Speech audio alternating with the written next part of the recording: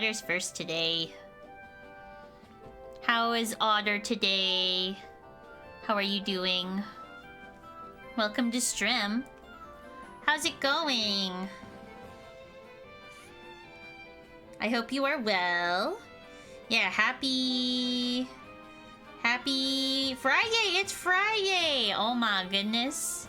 I'm good, how are you, Jay? I'm doing good, Otter. I am having a decent day today. It's Friday, you know, so... Woohoo!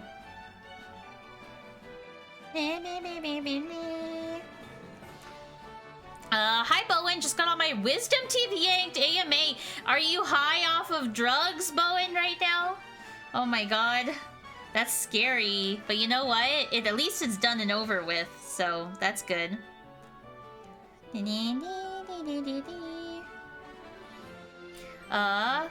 That's the expectation, is it? Yeah. The reality is disappointing. Yeah, aw.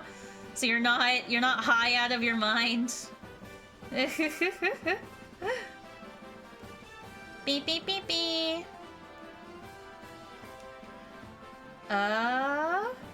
Alright, I wanna make sure I have all this sorted here. Okay.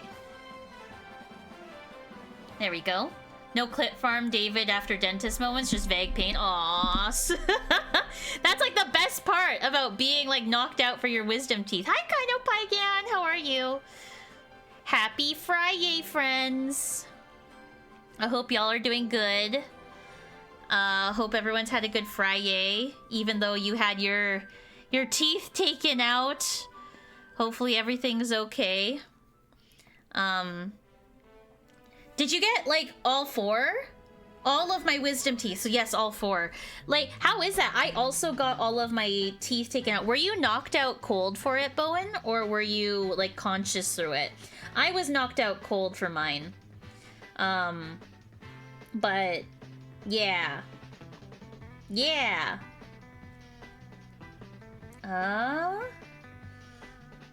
Excuse me.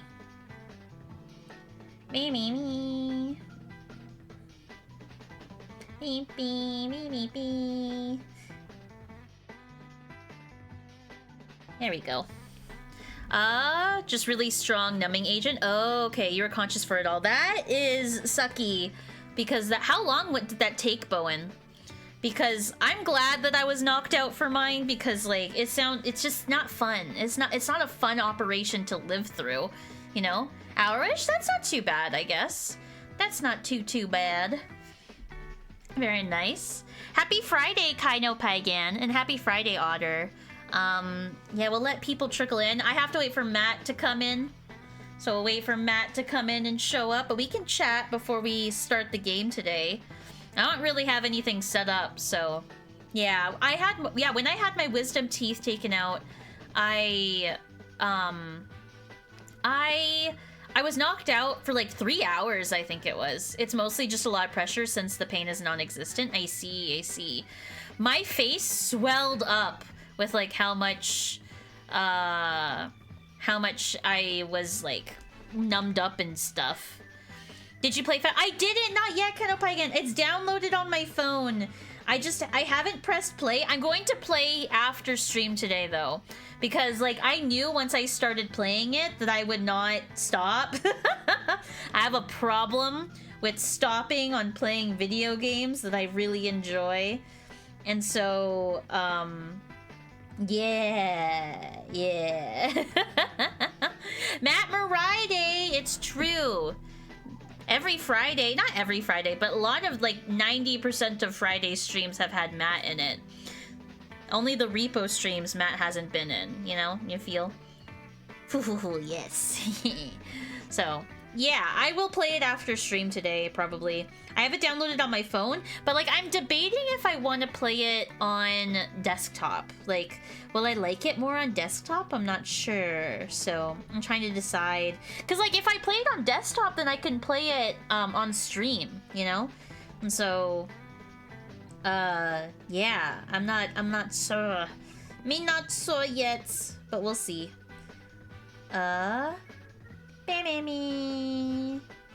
Me, me, me. I love this song. This song's good. Hi, Aether! I opened The Legend of Heroes Trails from 0. I play an hour. Just kidding. It was 5 hours. What do you mean it was 5 hours? You got lost in the sauce, Bowen. You got lost in the game. But, like, that's when you know it's a good game.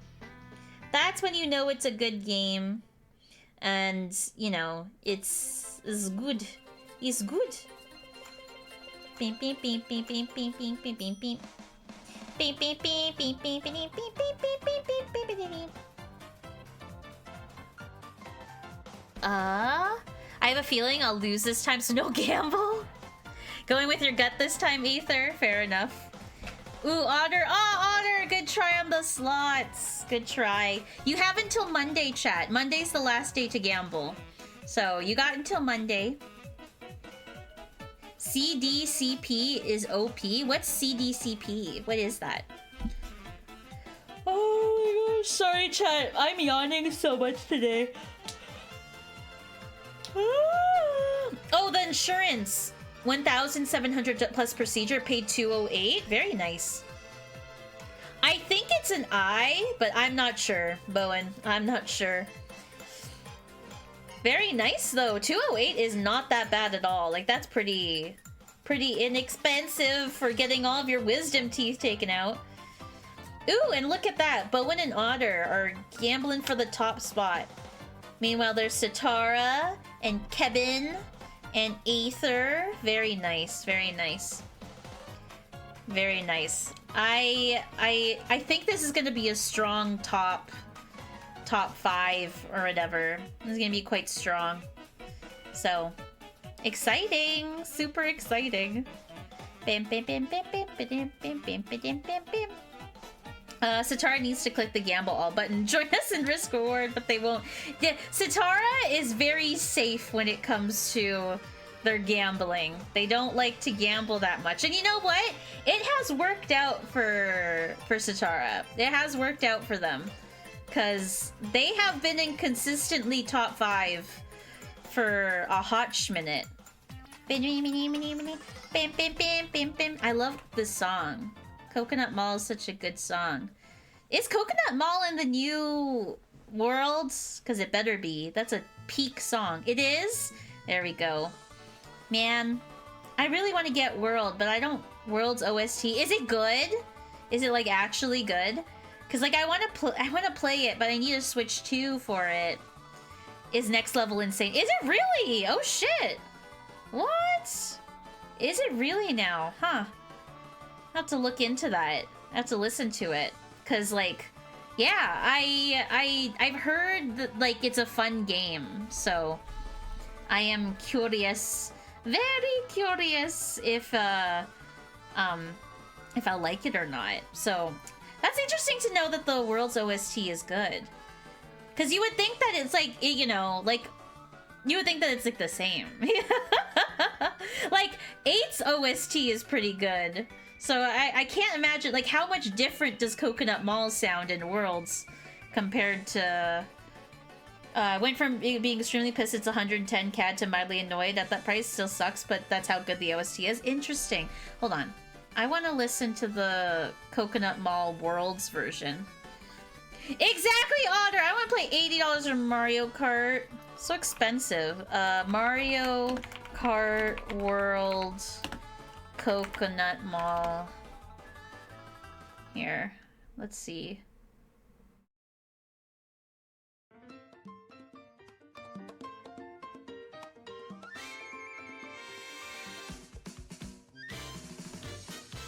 Ooh!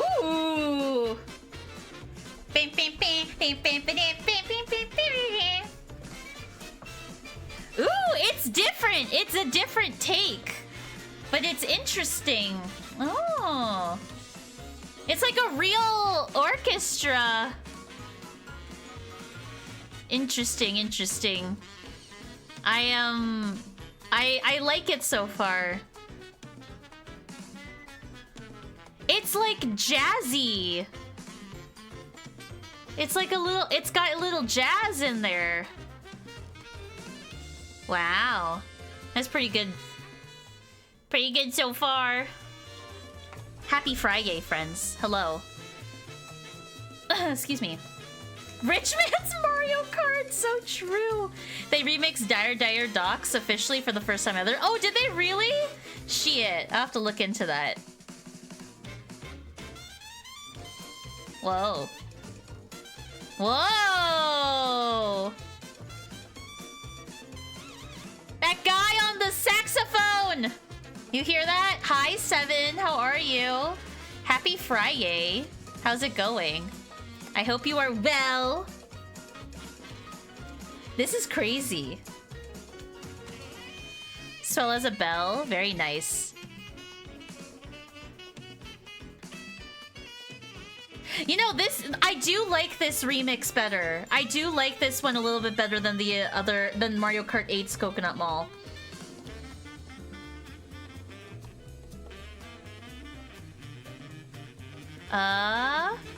Personal Wreck is Toad's Turnpike, though the bass goes insane. Genuinely one of the best tracks that exists in Mario Kart. Okay, Toad's Turnpike. I'll listen to that after. We're doing a little quick listening party, chat.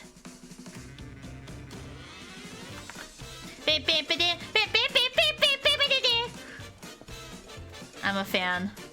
I'm doing good, Seven. I'm having a decent Friday. It's Friday, you know? It be Friday. And yeah, it's exciting, you know?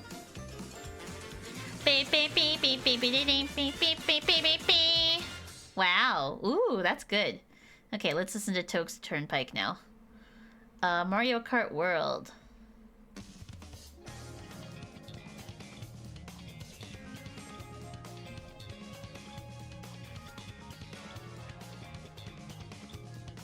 Ooh, that bass. Fun. Happy Fake Word Friday. Seven, freaking this entire week of words on Wordle have been fake words. Like, all of them have been fake. The end Disneyfication of Coconut Mall, true. It's a little funky. That bass in there is pretty good.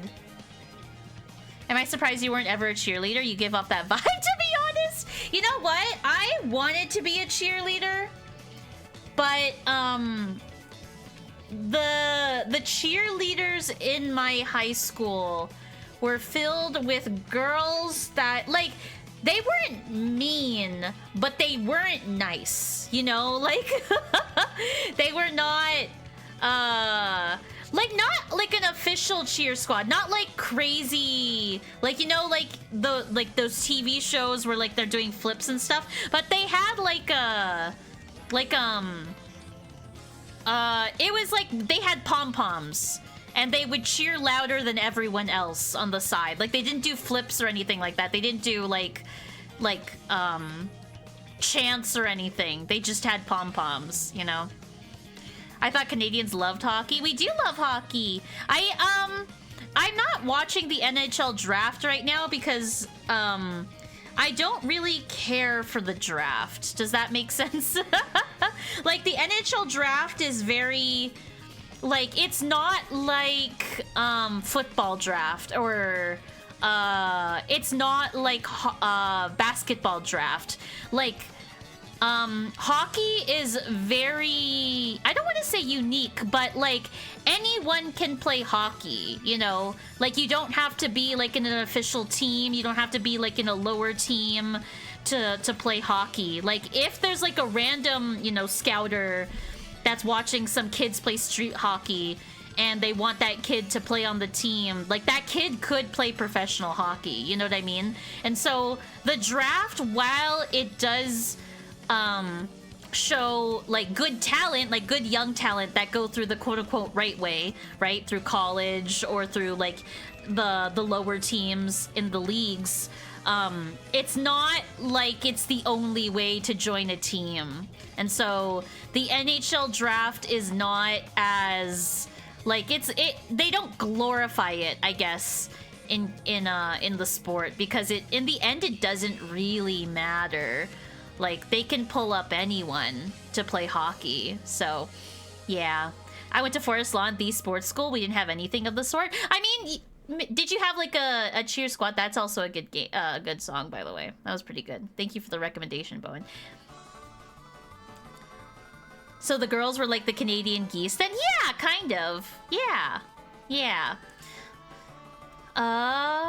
Yeah, so yeah, I wasn't a cheerleader because the girls that were on the cheer squad were not nice. They weren't mean, but they weren't nice. They were very cold. And yeah. Yeah. Yes, you know, it is what it is. I didn't care about it, but yeah, there was a point where I did want to be a cheerleader at some point, but yeah, there's social anxiety. You feel? Does that make sense? It wasn't a professional cheer squad or anything that they had, so yeah. Yeah, happy Friday, friends. Matt will be joining us shortly here. Oh, Matt's in VC. Okay, we'll pull him in a second. I did not like you on Eat to Win or anything. Idiot. Baka. I hate that. Oh my gosh. Tsundere cheerleader. Can you imagine? That's like a visual novel character type trope. You know, that's great. What's your 7? What were you gonna say? Yeah, today, chat, we are going to be playing Ace Attorney Investigations. I'm very excited because we're probably going to finish Case 3 today. It seems like we're close to finishing Case 3, so we'll see. We'll get Matt in here shortly so that way we can start the game right away. Excuse me. But yeah, I'm super excited that the cheerleaders were cold. Oh yeah, they were like... They're okay, how do I describe this? There was a group of girls in high school that, like, a lot of people put them, like, above everyone else socially compared to everyone else. And it's not that they were mean, but they knew that. Like, these girls knew that. And so, as a result, it created kind of like a disconnect of like, oh, you shouldn't interact with these people because they're, you know, they're mean kind of deal. So, yeah. I don't really like I personally was never interested in like being friends with these people because I had like my own group of friends, but there was some stuff like in volleyball, like I wanted to play volleyball, but a lot of the girls on the volleyball team were like these groups of girls, you know, and like it is just like kind of that like you know. Yeah, high school was all cliques. It was all cliques. It was all like unnecessary drama, which is why I don't really talk to anyone from high school.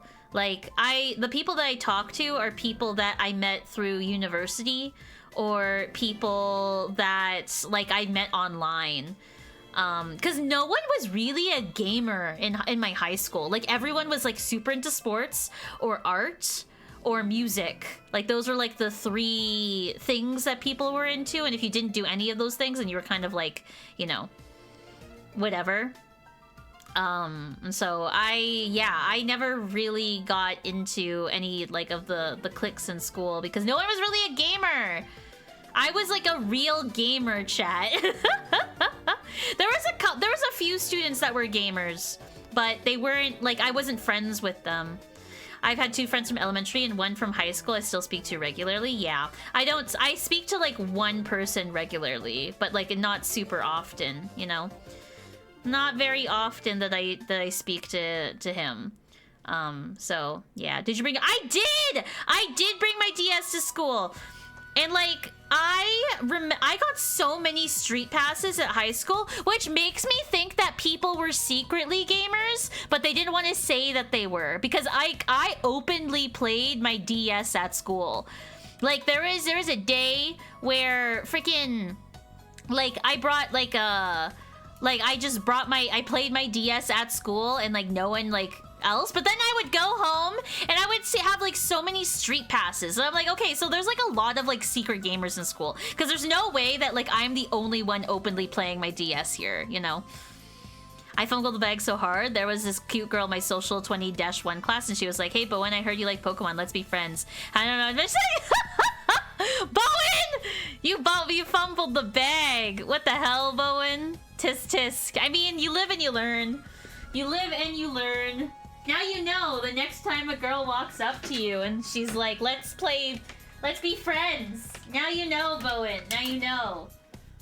Yeah, the bag will not be fumbled next time. Oh my gosh. Okay. I'm gonna drag Matt in here. Oh crap. Hi Triple, how are you? I brought my DS to classes every time, so you're not alone. Thank you, Triple! School and university was like the best places to get street passes. I loved getting street passes. Chat, did I ever tell y'all that one time I got a street pass from Chugga Conroy and Proton, well, previously known as Proton John. I think they go by Proton Jane now. Yeah, I got a street pass from them. I was like, what? I never saw them, and like I'm still baffled to this day because like they're like my YouTube heroes kind of deal. What's social-1 class? So social-1. So social like how it works in Canada order is that it gets social studies, and then the numbers after it are oh, it's Claire, not John, but Claire. The numbers after it are the grades. So social studies 10-1 means you're taking social studies in the 10th grade, and the -1 denominates if you're in the higher class or the lower class. So there's -2, and then there's like AP, which is advanced placement, which is higher than -1. And then there's IB, which is equivalent to AP. It's confusing, but like that's what the numbers mean. Yes, Claire uses the Proton John username. I can understand why, because it's recognizable, you know? It's a recognizable username. I'm dragging Matt in here. Hi, Matt. Hi, how are you?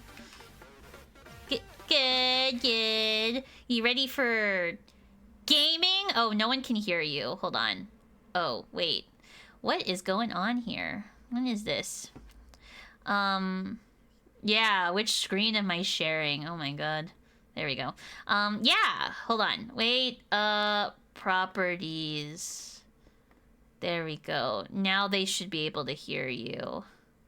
Hello? Am I live? Yeah, chat, can you hear Matt? Here we go. Yeah, I only found out recently that Proton John is trans now. I only found that out recently. Yeah, I heard about that. Yeah, right? I didn't watch them before, but I never watched them, but I heard about that. I think it's a pretty recent thing. I see. Bye, Triple. Thanks for the lurk. I appreciate you. Hi, Seven. It's going good. Good. Where's my game? How come my game's not showing up? Oh, because I have... Okay, there we go. Okay, let me just quickly fix this, chat. I have to fix this every time I open up my Elgato. Oh yeah, Bowen doesn't want to do spoilers. What is it, Bowen? What's your question for Matterino today? Pop out. And then... Wait, why is the Elgato... Oh, it is here. Okay, perfect. The Trails from Zero Chapter 2 twist was great. It restored my faith in my own media literacy. Oh my gosh. That's good to hear, Bowen. I'm still trying... I'm still trying to, like, actually attend another one of your streams, because I've missed, like, the past 3 for Zero. That's funny. My Twitch only notifies me via email. Via and my email is like... Oh my god. I don't get, like, an app notification or anything. What? I tried to make it do that. I don't know why it doesn't. Huh. Also, to answer your question, Seven, I'm back to playing 100 Line. Ooh, how the endings with the game with the million endings. Yeah, I'm at like 75 or 6 endings now. Mm-hmm. Ooh, so you're almost done. Yeah. That does not sound like a confident yeah. I have 145 hours in the game. Oh my god. And you're still not So done. it is now my longest playthrough ever. Wow, that's crazy. My Persona 5 was like 140, 138, I think. I see. How are you? Well, what's your? I know you're not done yet, but what's your like rating of 100 line? I have a lot of things to say about it. Yeah. A lot of conflicting things. Oh, I would say okay. because like there are ways that I think it could be better, but it also kind of reduces like the what's a good word like I think it's cool that a game of this scope exists, but also I think it would be better if it did not have as big of a scope. I see.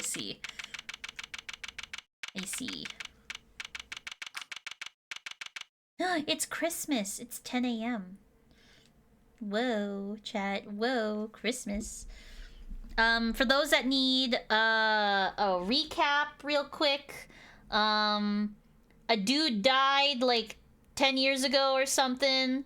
Edgeworth's dad was in charge of that case. And then Bye, Bowen. Bye, Bowen. And then what else happened? It turns out that the defendant was found guilty on Edgeworth's dad's case, and that's sad. And now in 2020, in this year of Edgeworth, there was a poisoning incident, and we don't know who did it. And yeah, that's that. Did I get all of that? I think I got all of that. Yeah, mostly, yeah. Yeah, okay. Hey, it's Miss Bound. Oh, Mr. Fender. Mr. Edgeworth. Oh, did you want to voice act Mr. Edgeworth again? Okay. I'm so sorry about what happened yesterday. She looks rather tired. Has Mr. Von Karma finished interrogating you? Yes, though he really only seemed interested in how I melted those sculptures. Are you here to see Mr. Tangaroa too? Yes, I'm terribly worried about him. Ooh.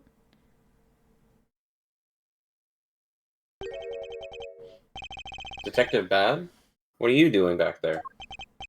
Oh, just happened to be here. I'll be heading back to the scene soon. Not sure how anyone just happens to be at the detention center, but okay. Good morning.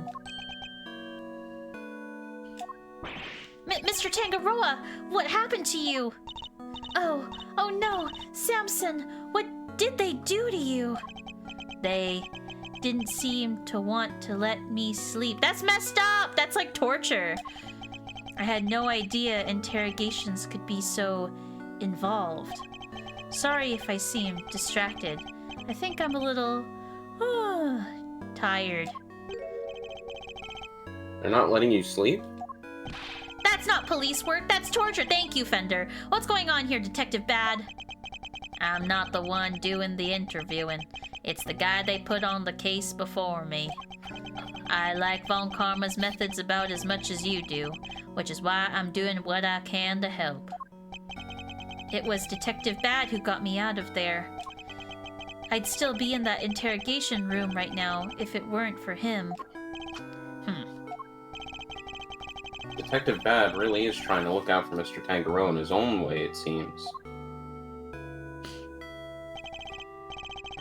Alright, Eddie. Let's share yesterday's findings with Mr. Tangaroa. You got it, Mr. E. My notepad is at the ready.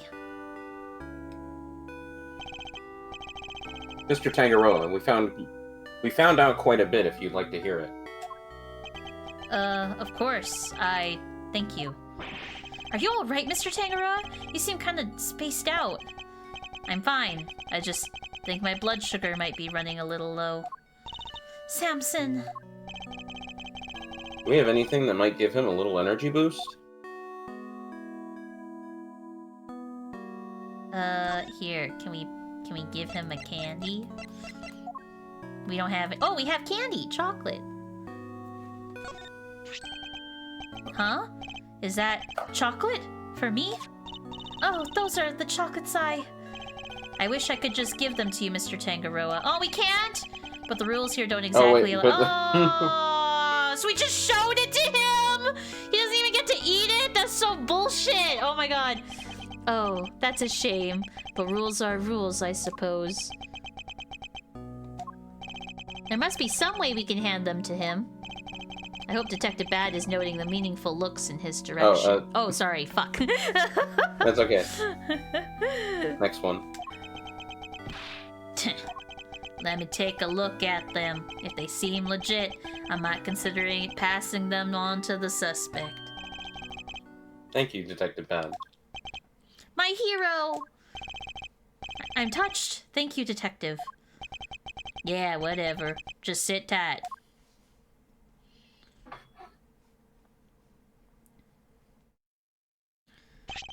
Here. You don't know how much this means to me. Yeah, keep it down, will ya? For both our sakes. Of course, Detective. I wouldn't wish to put your livelihood at risk. Now, to sample these treats. Detective, I apologize for putting you in a tight spot. I didn't do it for you. It was my call. I guess you're not such a bad guy after all. Oh, the sweetness. I feel like a man reborn. Huh. Were they of your handiwork, Judy? Yes. How were they?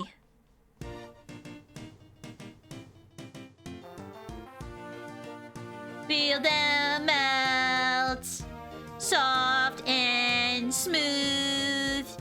Chocolate that'll comfort and soothe. Ear to ear.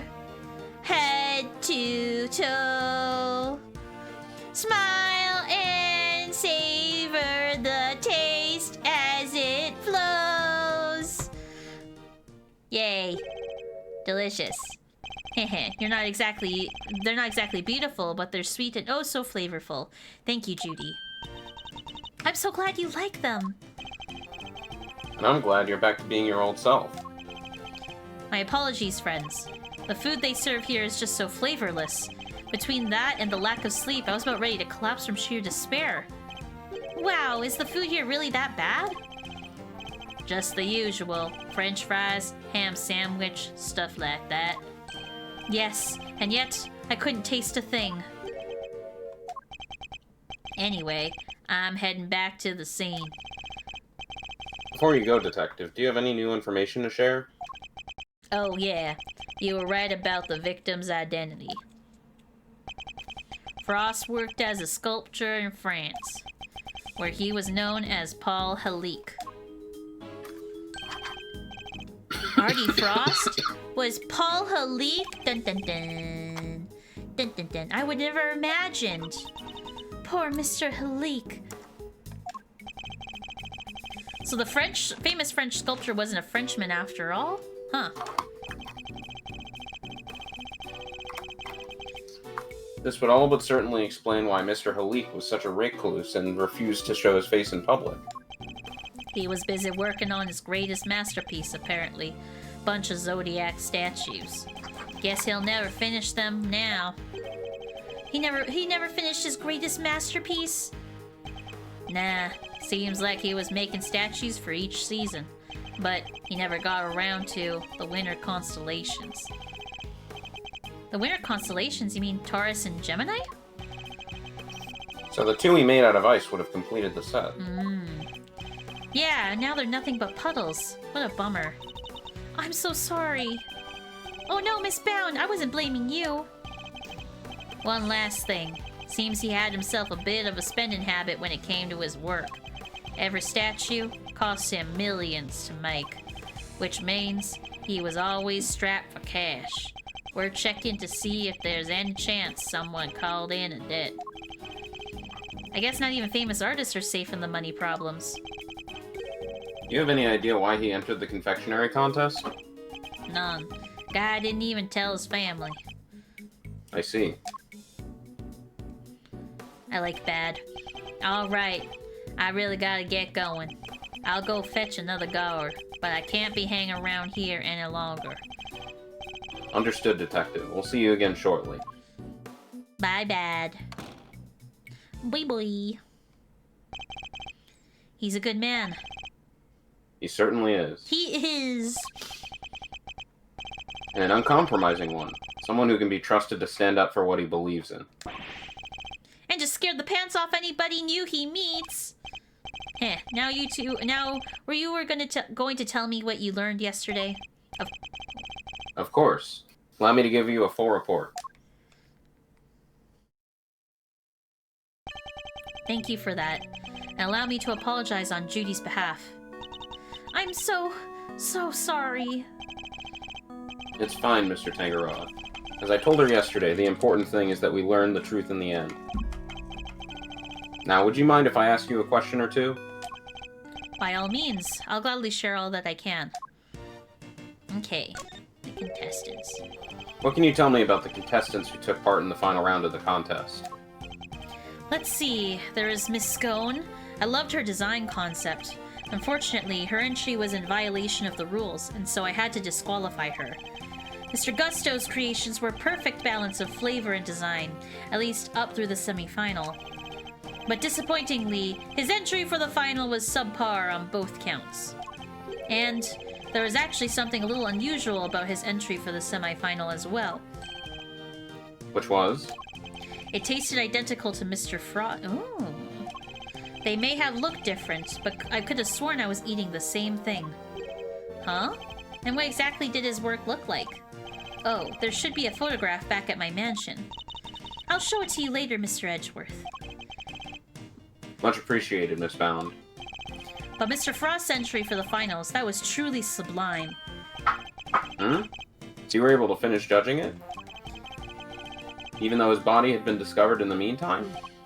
Yes, I wasn't aware of what happened until after I'd completed my assessment.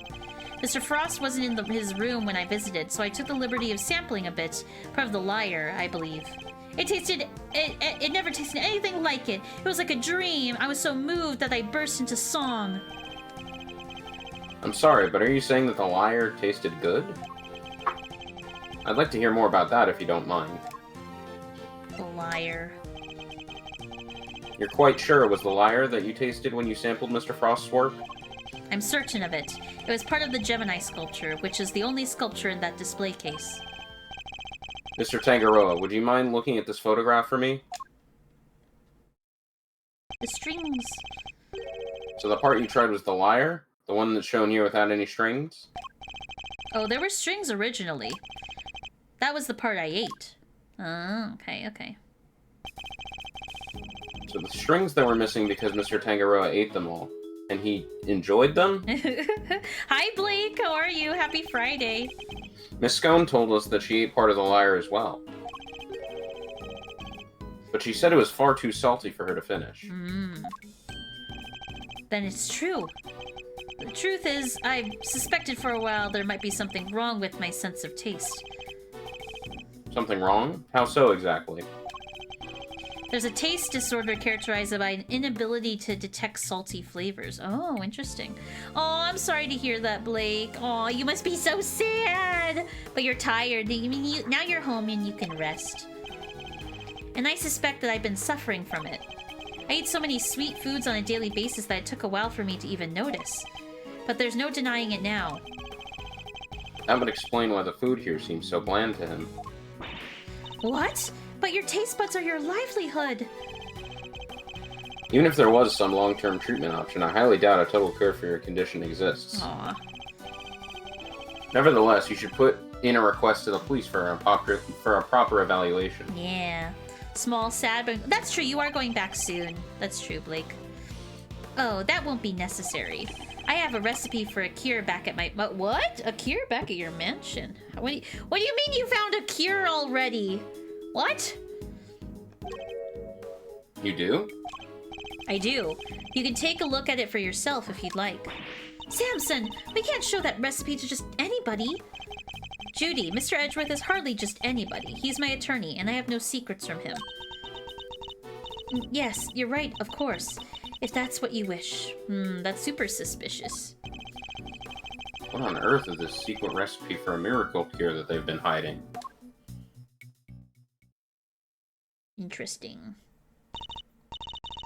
Well, I suppose I should be getting back. Alright, we'll be right behind you. Judy. Yes, Samson? There's more to life than just me. Oh! Please, Judy, think about the life you want to live. Because I won't always be around. Don't say that! Without you, I don't have a life to live. I'll be waiting, right there at the mansion, until you come home. Now, if you'll excuse me. Wait, Miss Bound! Judy. The drama! You're right, Seven. Whoa, she seemed really upset. I thought I saw tears in her eyes. Why'd you even say that to all that to her? Because I worry about her. She can't keep putting my needs ahead of her own. What do you mean? The Halik collection, the candy making. It's all because she thinks these things will make me happy. What is this? Josh, what you got auto-modded. Good morning, USA. I have a feeling that it's going to be a wonderful day. The sun in the sky has a smile on its face and is shining a salute to the American race. What is this? What the heck is this? That's the American Dad theme song. Oh, I've never seen American Dad. Okay, that makes sense. I guess I'm not sad, but there's a typical empty feeling. That's okay. I'm going to be super busy, and I'm building a new computer on Sunday. Oh, there you go. So you got stuff to look forward to in the meantime. And the next thing you know, 2 weeks will have passed, Blake, and then it'll be time to go back. She never thinks about what she wants, what she likes. Oh, it got auto-modded for name-calling? What was name-calling in what Josh wrote? Oh my god. I just want her to be her own person and choose her own destiny. The last thing I want is for her to miss out on all that life has to offer because of me. I guess that makes sense.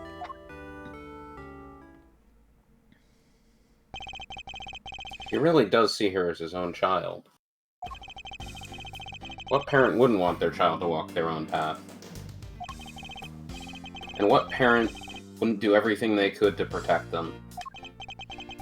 I know exactly how he feels in this moment. I think I've asked you everything I can for now, Mr. Tangaroa. We should be getting back to the scene of the crime. Oh, you're leaving? I see. I suppose I'll be going back to the interrogation room for another session. Ah, yes. We'll have to do something about that.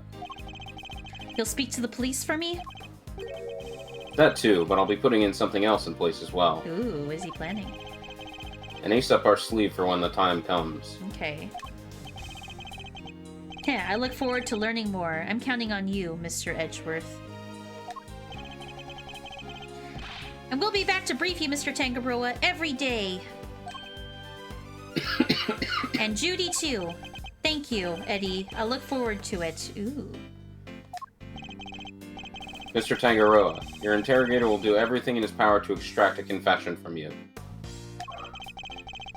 I'd hate to see an innocent man suffer like this.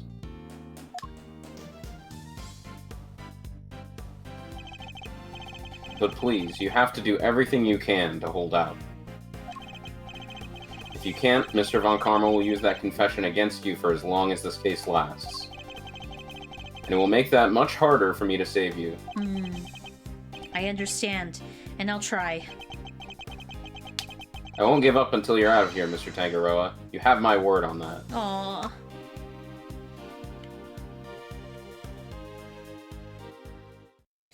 Man. Alright, that took an hour. 11:03, contest venue, fountain room. Detective Bat. Oh, that's you. Sorry. Detective Bad, thank you again for what you did earlier. Yeah, thanks a ton.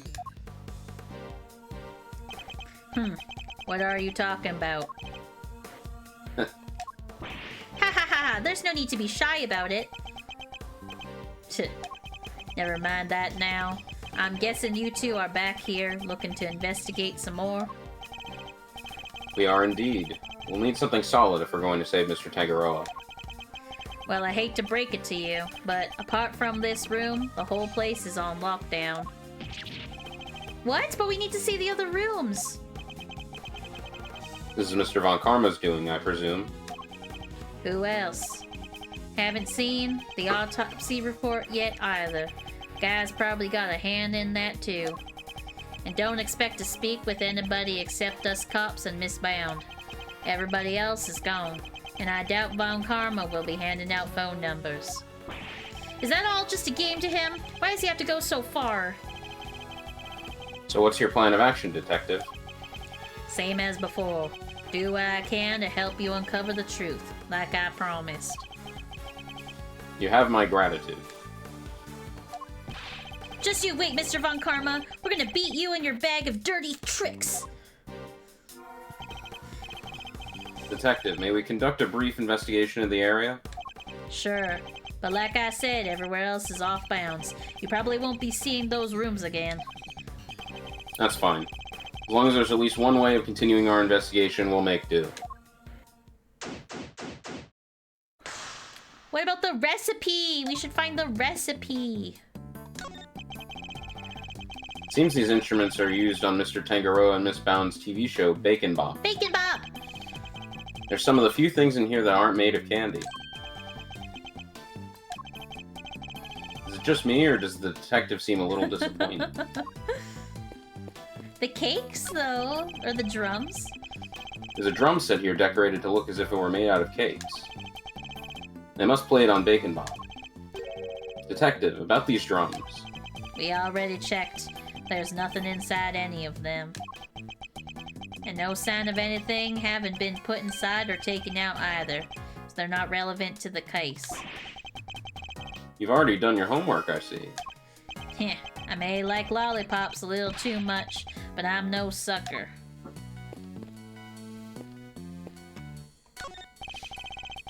Authorized personnel only beyond this point, I'm afraid. Meaning what? I'm not authorized? Sorry, sir. No authorized personnel either. What? So no... Oh. So nobody's allowed in? Let me guess. Von Karma's orders? Guy's really starting to grind my gears. Ooh, what is this? No. No. Oh. There we go. The Santa Claus statue. Is it made of candy, too? That door leads to Tangaroa's room. So yeah, could be he made that thing too. Speaking of Santa, that reminds me, I still need to find a present for Miles. Aww. He wanted an attorney's bag. I wonder if Mr. Tangaroa would make one out of candy for me if he asked. Or if I asked. Aww. That's the door to Gusto's room. I guess the candy reindeer's meant to show the way. Big antlers like that must be a bull. I think not. Male reindeer shed their antlers in the winter. Therefore, this must be a female. Thanks, Mr. Trivia. Attorneys. I don't teach you about reindeer in law school, detective. This is quite the trophy. Awarded to Tangaroa. First place, International Confectioners Association Annual Spectacular. It's made of candy. I guess it wasn't meant to last forever. Makes sense. Prizes, fame, none of it lasts forever, right? I doubt it's anything quite that deep. Where does this elevator go? The second floor. Tangaroa and Bound live up there. Sounds like they live a pretty charmed life. Tea parties, candy making, that kind of thing. They even have a garden. Must be nice on a sunny day. That does sound nice. Perhaps they'll invite us when all this is over? You'd come, wouldn't you, detective? Don't get ahead of yourself now. I'm not in the habit of palling around with attorneys. These trophies all belong to Mr. Tangaroa. But they're not all for confectionery contests. Some appear to be charity work. A testament to both his character and his professional achievements. What's this one here? In recognition of Bacon Bop's long-standing achievement in making children's dreams come true. Aww. That's so sweet, it's got me wanting to watch it.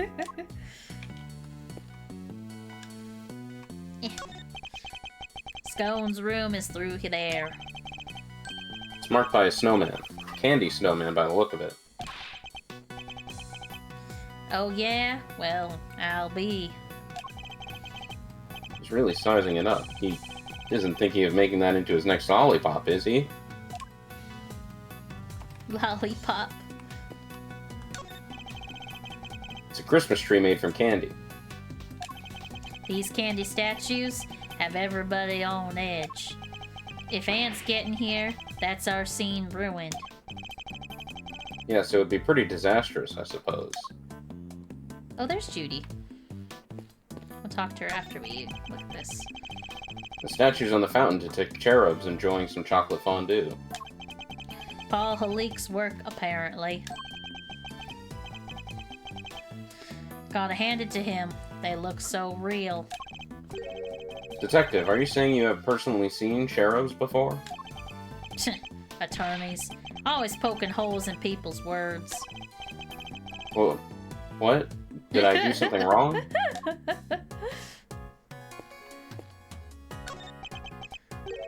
Excuse me, may I ask what you're investigating? Sir, I'm analyzing the fountain to see what might be in it, sir. And what did you find?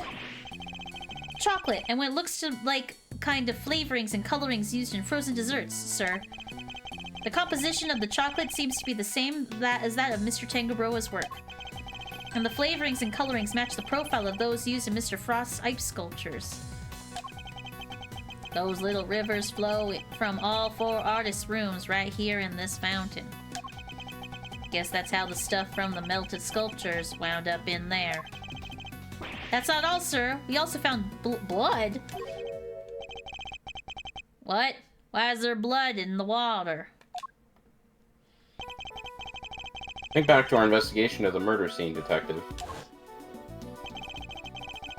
Take another look at the scene in front of us, Detective. A very conspicuous pool of blood that should be there is clearly missing. You're right. I don't remember anybody mentioned they removed blood along with the body. The victim's blood was mysteriously absent, as was the part of the chocolate chest it had pooled on. I believe that the blood probably belonged to... Isn't it obvious? The victim, Artie Frost? The victim, huh? I'll have the guy compare it with the blood on the murder weapon. Oh? It's a match. The blood in the fountain is Frost's. But why would someone want to send the victim's blood downstream and into the fountain like this? Interesting, interesting. Okay. Ooh.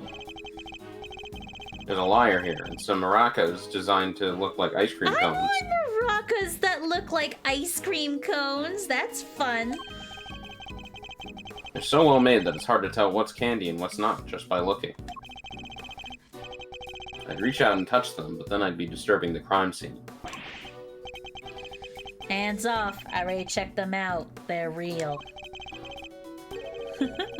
Check them out how exactly? Did you manhandle vital evidence, Detective? I didn't touch them. Not with my hands, at least. Did he... Never mind. I don't want to picture it. Alright, now to talk to Miss Judy. Miss Bound, we're here to continue our investigation. Oh, Mr. Edgeworth, I'm so sorry about earlier. She's still looking kinda down in the dumps, Mr. E. You must have been greatly taken aback by what Mr. Tangaroa had to say. I found the photograph of the semi-final entries for the U. Here, it's all yours. Bing, bing, bing. Whoa, this is so fancy. Wow, Miss Scone sure knows how to make a cute cake. Yeah, this looks good. Mmm, yummy. Wait, but Frost and Gusto do look strikingly similar. Like the beak of the bird and the horn of the unicorn and the flowers and the color of the tail and the hair and the feathers. Oh, I didn't even read the last... oopsies. And he loved the designs and the flavors of Mr. Gusto and Mr. Frost's entries, too. The only problem was, as Samson mentioned earlier, they tasted exactly the same. However, their respective entries for the final tasted nothing alike, it seemed. Was there anything else of note that changed between the semi-final and the final? Nothing major, but I guess there was one thing. Mr. Gusto's son was always here with him throughout the contest, but he was nowhere to be seen during the final. Why would his son come and hang out at a contest venue of all places? You sure you're happy for us to keep a hold of this? Of course. I hope it helps with your investigation. Okay. Oh, and I also have the book containing the recipe for the cure Samson mentioned. We've seen this book before. Oh my Jesus Christ. Kea! Thank you for the prime, Kea! I love you. How are you? Welcome to stream. How was your day? Thank you for the prime, Kea. Kea Bea. I had quesadilla. Oh, that sounds so good. Man, I'm craving quesadilla. I've been craving quesadilla the past couple days, so. Yeah. Yummy quesadilla. It was pretty good. Jealous. Very jealous. I love quesadilla. Oh, here. It was in the chocolate frame in Tangaroa's room. How was your day, Kea? That's right. He put it on display in there so that everybody could see the grand prize. What? The cure is in the Ultimate Cookbook? So it's not a book of dessert recipes, I take it? Oh no, we told the contestants, of course. But I guess nobody told you yet. So the contestants all knew what was in the Ultimate Cookbook, or what the Ultimate Cookbook was this whole time. Alright, my mom is calling me, so I'm a BRB 1 second.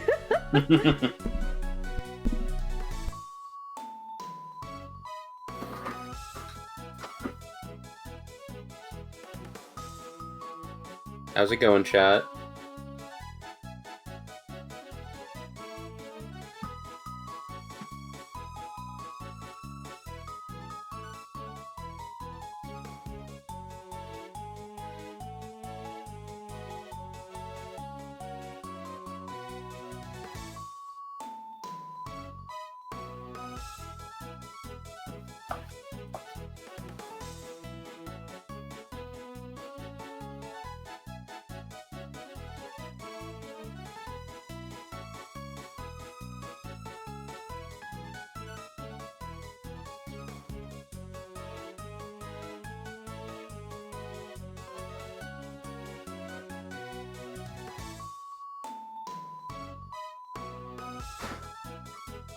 Hey, Ghost. Jay is currently BRB. She got a call from her mom.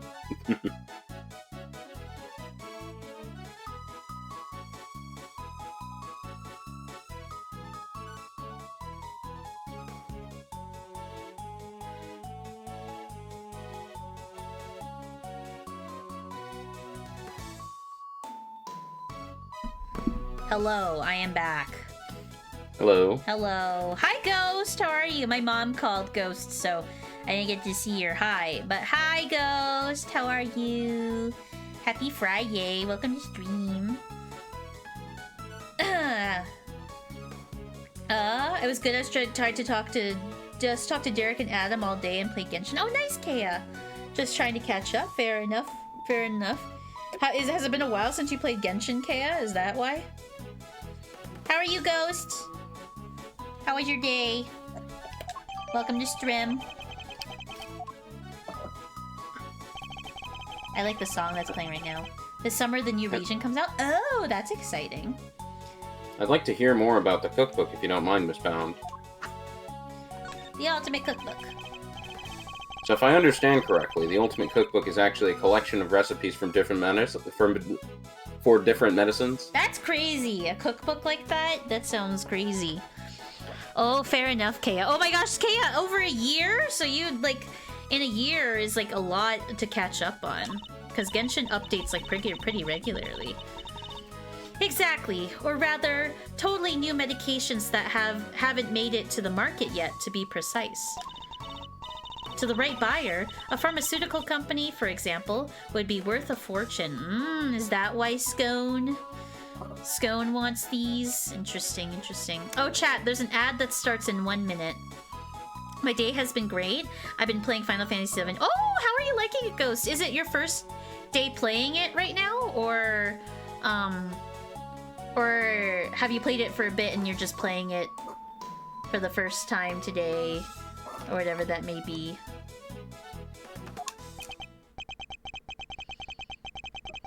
But why make the grand prize why make that a grand prize in the confectionery contest? Mr. Tangaroa is the sole heir of the Tangaroa family fortune. Perhaps you've heard of Tangaroa Group? The Tangaroa Group? Well, I've heard of them somewhere. It's a major pharmaceutical corporation. Sells all kinds of pills and poisons. Oh yeah, that new Cold Killer Pro has been making some real waves since it went on sale. Oh, you started playing it 4 days ago. Oh, nice, Go. So you're pretty decently far into the game now. Very nice. Chat, the ad's about to start, so I'll see you in 1 minute. I always reach for a Cold Killer when I'm feeling under the weather. Which is never, as far as I've seen. I'd like to hear more about the Tangaroa Group, if you don't mind. So the fact that Miss Scone is here is interesting. So did Mr. Tangaroa not want to take over for his parents and go into the family business? No, he preferred the idea of making people's lives better through the power of confectionery. And his parents supported him in his quest to become the best in the world. And then, when they passed away, he inherited the cookbook. But why would he make such a valuable heirloom a mere contest prize? He's been hounded by so many people looking to make that book their own. He was tired of it. But it would have been an insult to his parents' memory simply to give it away. So he decided to find somebody he felt was worthy of it. And I'll bet the board of directors loved that. Handing over the fruits of all their expensive research to someone else. They hated that idea, of course. Which is why Delica... Is it Delicia? Or Delica? It's Delicia. Delicia. Oh my god, but Yeah. it's been saying Delica. Oh my god. Delicia, whatever. I'm gonna call her Delica still. The Tangaroa Group wanted her to win the book back for them. Oh. So you knew she was a pharmacist all along? Oh. Yes. And not only that, I told her how to appeal to Samson's taste. I tried to help her win. But why? I wanted to protect Samson by protecting the Tangaroa Group. If that cookbook fell into another company's hands, the board would never forgive him. So I wanted to find a way to keep it with the company, but in a way that Samson couldn't object to. So that's how Miss Scone managed to make it so far in a contest she had no business taking part in. I see. So she's not... my first thought was like she's an opposing pharmacist from a different company kind of deal. I've been pretty much playing video games every day while I wait for Walmart to call me and tell me my first day of work is... Oh, nice, Ghost! Okay, so hopefully that's soon for you. That's a good way to pass the time. But Miss Scone wasn't the only one pretending, was she? Mr. Frost wasn't really a confectioner either. That's true. And he was still made it all the way to the final, just like she did. Not bad. Yes, it's unbelievable, isn't it? Such a talented sculptor and a gifted crafter of desserts, too. Gifted indeed, judging by the standard of work in the final. But how did one man produce pieces of that size and quality in such a short period of time? I'm not sure I have much to tell you. But if there's anything else I can help you with, I'd be happy to, of course. She's certainly very keen to ensure that she does all she can for Mr. Tangaroa. I could certainly use a cup of that tea you made us yesterday, if you wouldn't mind. I think that might help move the investigation along nicely. Ooh, I'll have some too! Your tea is to die for, Miss Bound. Well, how could I possibly refuse? I'll bring it right out. Bye, Ghost! Thanks for coming in and saying hi. It was lovely seeing you. Thank you so much. Have fun with Final Fantasy. You know, I think that cheered her up a little. Oh, okay. That was a quick investigation. Mostly flavor text. We've learned a little more about the contest participants. But there's still one question involving Mr. Gusto for which we never got an answer. Nothing at all, Mr. Gusto? You went into Mr. Frost's room, didn't you? Perhaps you could tell us why. Sure, I was... Objection. Silence. You are not to give the attorney even the tiniest shred of information. What was he doing in Mr. Frost's room? And that's not all. I also have questions about the work you submitted for the semifinals. A confectioner who admits to lacking design sense and a sculptor with it in spades. Mr. Gusto could not have hoped to win such a high-level contest by himself. Which is why I'm beginning to wonder if there was some sort of connection between him and Mr. Frost. Detective. I need to ask Mr. Gusto a few more questions. His story still doesn't quite add up for me. Me neither. We need to figure out how to get in touch with him. Oh, you do now? Who is this? Oh, this motherfucker. I fucking hate this guy. Fuck. Good luck with that, because I have no intention of allowing it. Mr. Von Karma. I am already in the midst of my own investigation into Gusto, so there is no need for the likes of you to pester him with the same questions again. Tisk tisk tisk. I will, however, be happy to answer any questions you might have. He seems dead set on preventing me from talking to Mr. Gusto, in which case... Fine. Then allow me to take you up on your offer. Very well. What is it? I'd like you to tell me about the connection between Mr. Gusto and Mr. Frost.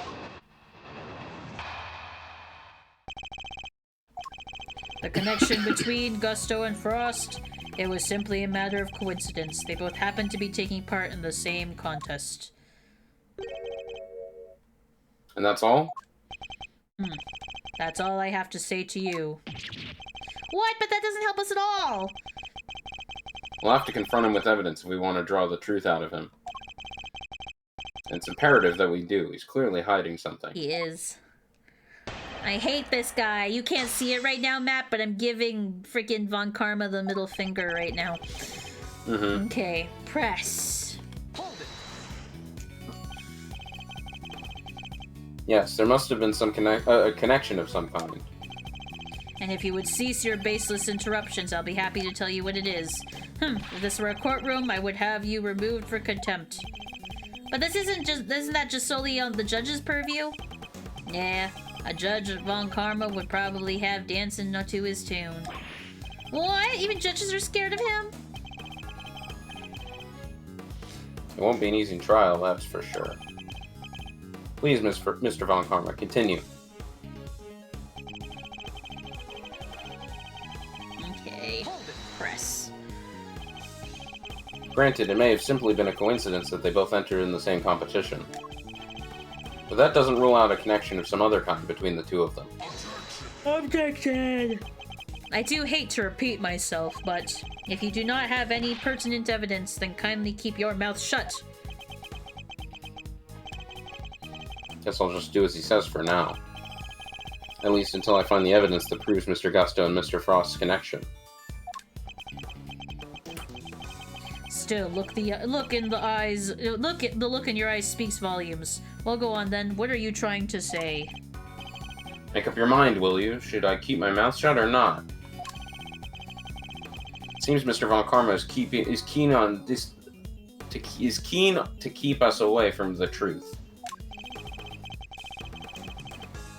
Which means the truth must be inconvenient to him somehow, right? Mr. Gusto and Mr. Frost had something in common. I just need to present the thing that they shared to Mr. Von Karma. Okay. Alright.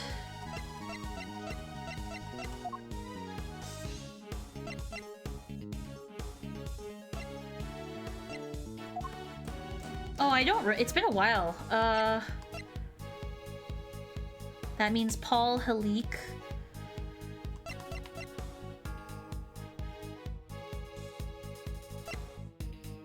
Not the chocolate. Not the key.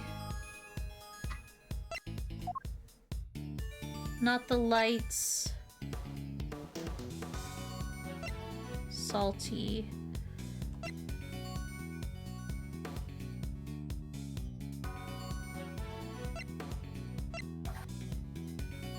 The scone.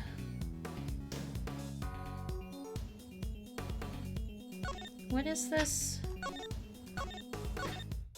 No, not this one.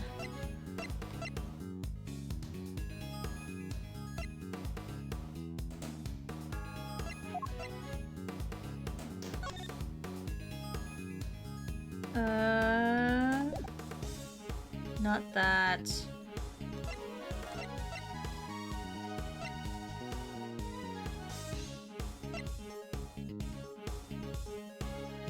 Scone's room, no.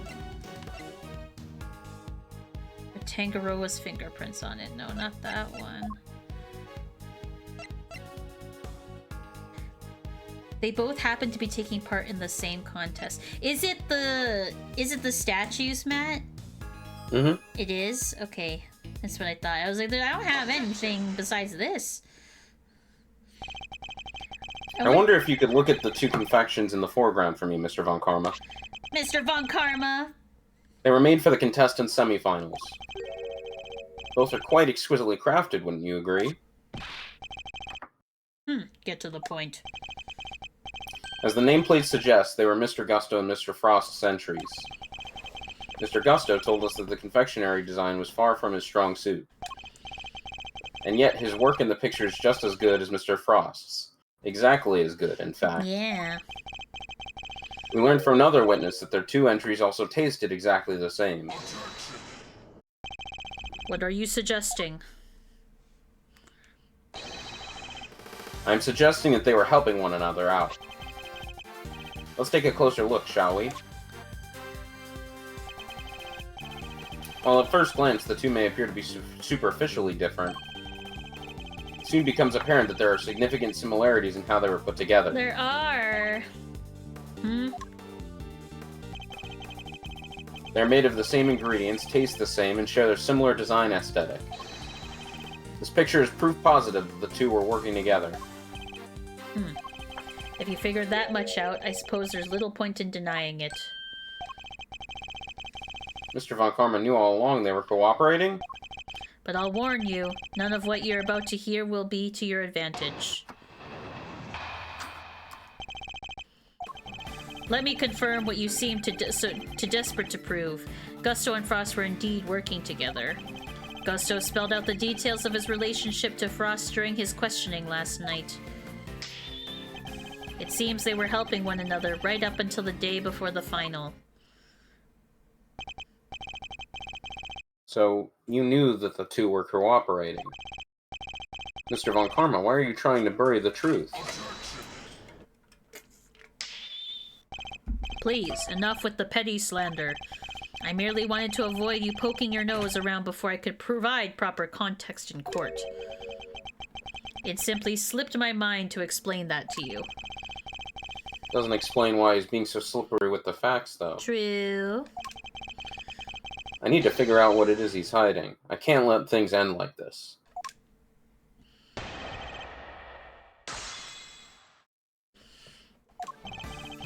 Let me confirm what you seem so desperate to prove. Gusto and Frost were indeed working together. But how long? So you did know that there was a connection between the two?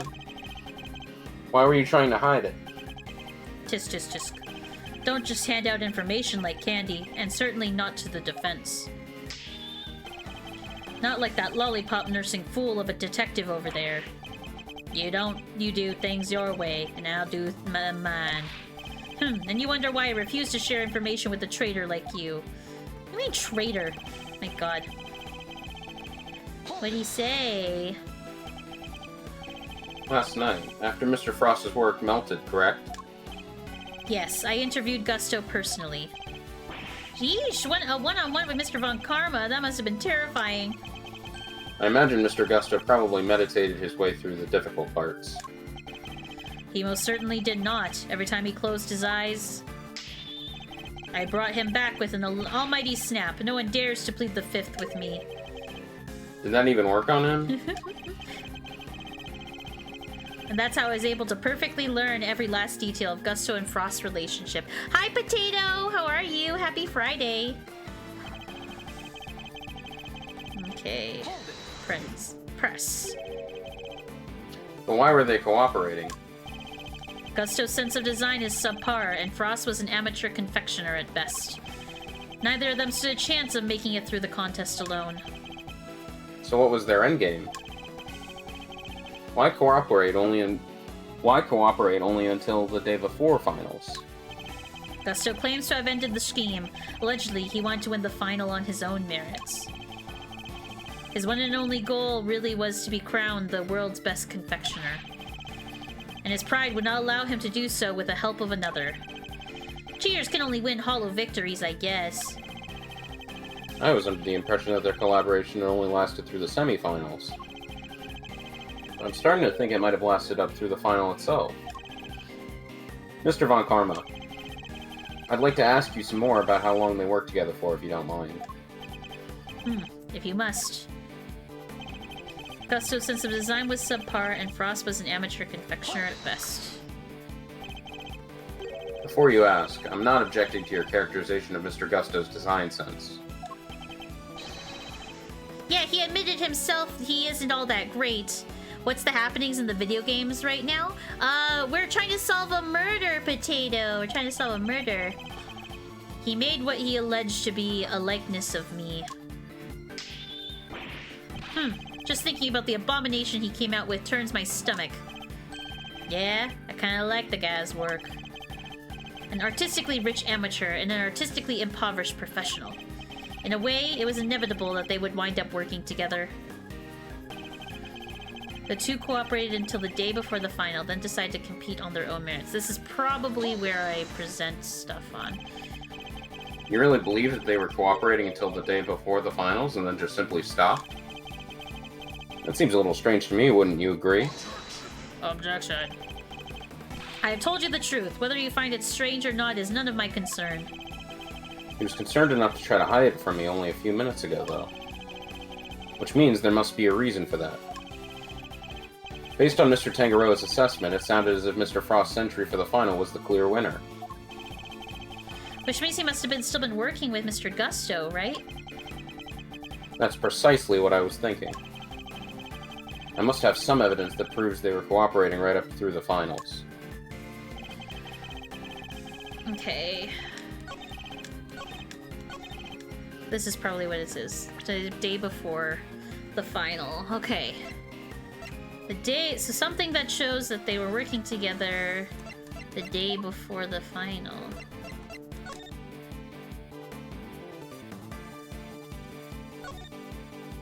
It's melted! That's so sad.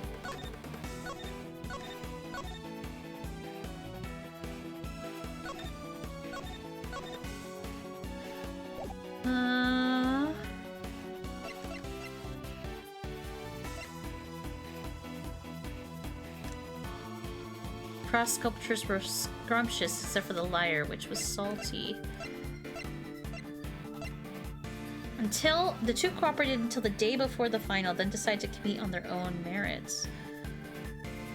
Imagine if there was just a dude that they got wrongly accused by the player and wrongly found guilty.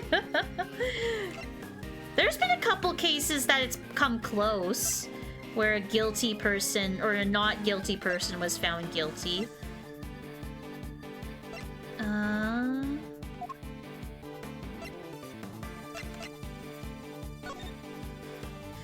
Judging will proceed clockwise from the leftmost room. All contestants gather in Mr. Tangaroa's room when the judging ends. No confectionery items may not be used as decoration.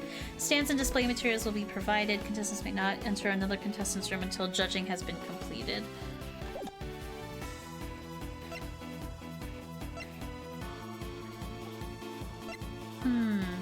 Even funnier if they weren't even involved. Oh no.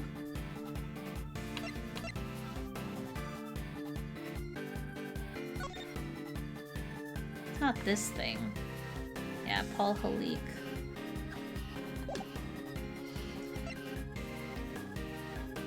Someone left finger marks on a chocolate frame, but didn't leave any prints. Unlocks every door in the mansion. Tangaroa was in possession of it at the time. Salt lamp found in Scone's room, stained with the victim's blood. Special color changing cloth belonging to Scone. The Scone's so-called creations were all fake plastic models covered by thick layer.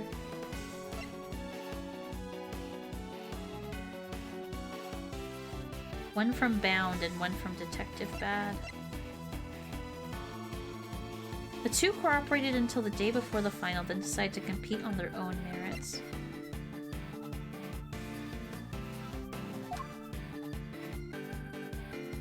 Oh, I'm missing something, Matt. I need to... You need to what?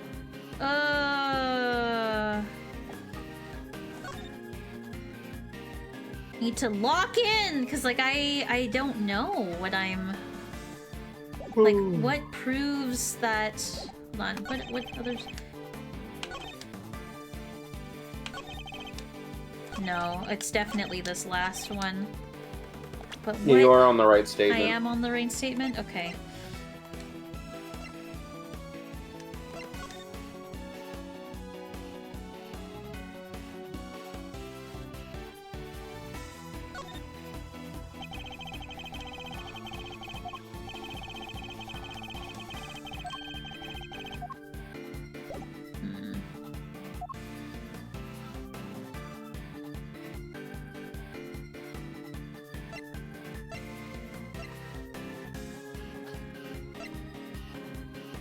Oh man, I have no idea, Matt. I'm actually lost.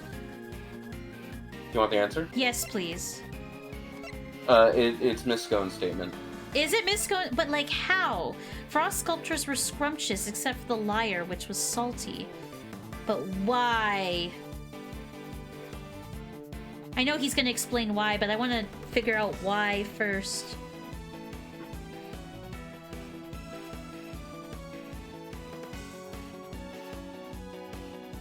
If you want, I can explain why. Yeah, can you explain why? It's because he's saying that they made it on their own merits, but Frost was the sculptor. He wouldn't have been able to make it taste good. Oh, that's the reason why. Man, that seems kind of flimsy, IMO. A little flimsy. Objection. Okay. I don't know if I like that. They weren't working together during the finals? I find that a little hard to believe. Miss Scone is on record as having described Mr. Frost's creation as scrumptious. And while he was certainly skilled, I doubt even he could have become a world-class confectioner overnight. It seems far more likely to me that he and Mr. Gusto were still cooperating during the finals.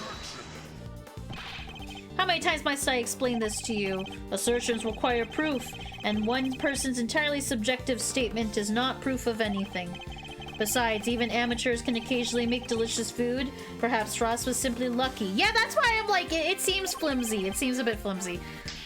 My wife, for example, is an amateur whose cooking puts first-class chefs to shame. How is that not an entirely subjective statement? Furthermore, you are ignoring another crucial part of the pharmacist's testimony. Namely, that she also describes some of Frost's work as having been unbearably salty. In other words, your evidence actually shows that Frost failed to produce the perfect confectionery. Ugh. Tisk, tisk, tisk.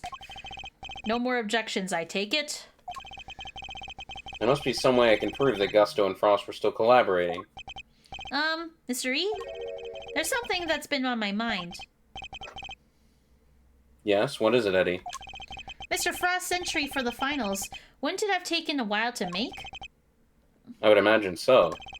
Making flavored water, freezing it all, and then carving the whole two sculptures? Could he really have done that and help Mr. Gusto with his work? If it was me, I'd barely gotten as far as setting the flavored water up to freeze part.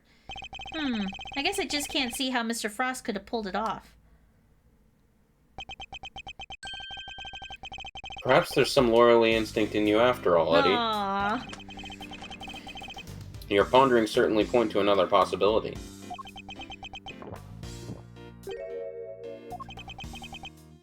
Eddie's right. Mr. Frost would have needed to freeze his own large blocks of flavored ice to create his art. And there wouldn't have been time to do that during the contest itself. So what must Mr. Frost have done in order to finish his flavored ice entry within the time limit?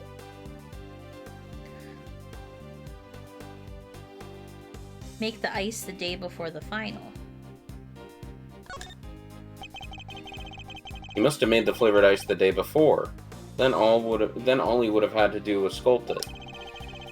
What are you muttering about now? Oh, I'm sorry. I just realized something, that's all. I realized that you're correct.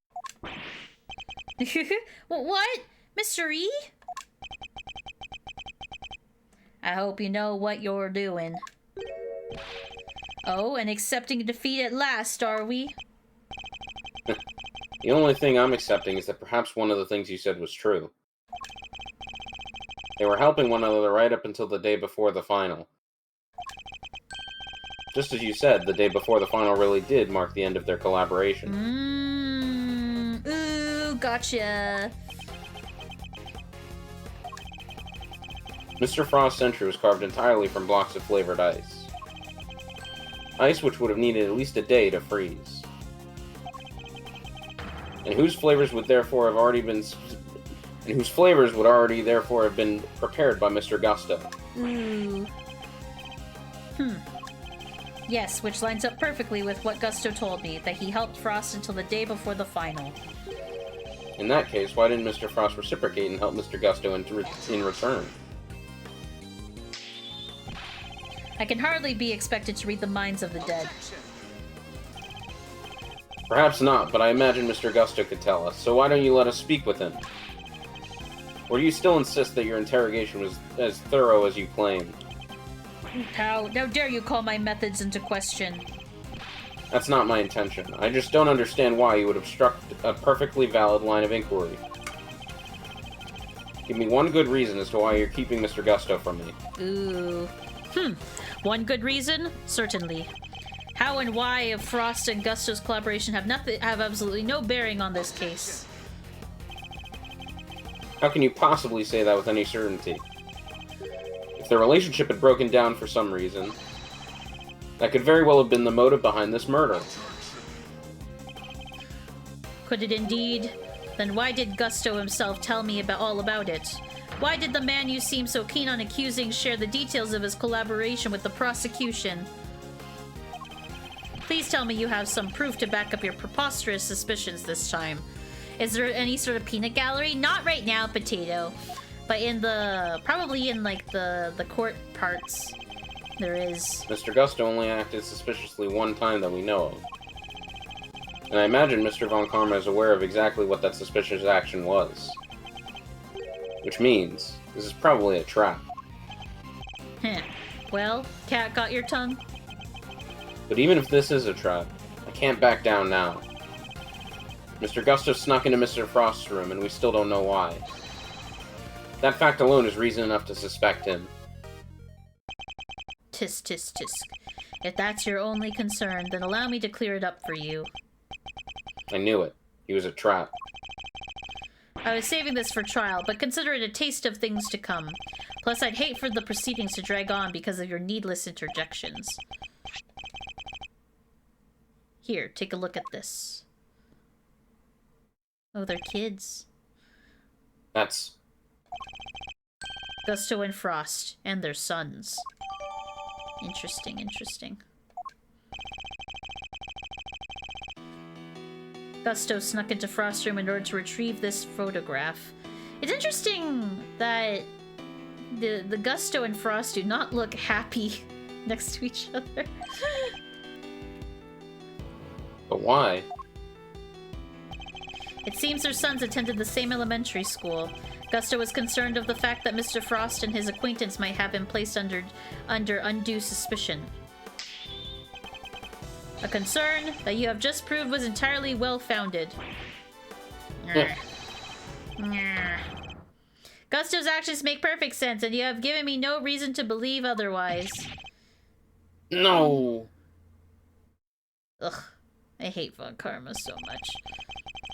He's never going to let me talk to Mr. Gusto. Now, if you're quite done obstructing my investigation, I have things to be getting on with.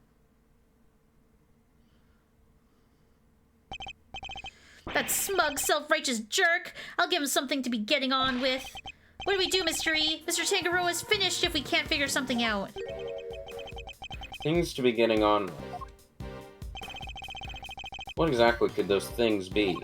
Oh, goodness. Oh my gosh, HM! Thank you for the raid! Sorry, Matt. That's okay. How are you, HM? Thank you for the raid. HM rules raid, so true. Hi, Dizzy. Hi, Rosa. Welcome to stream, friends. I don't rule raid. Are you sure?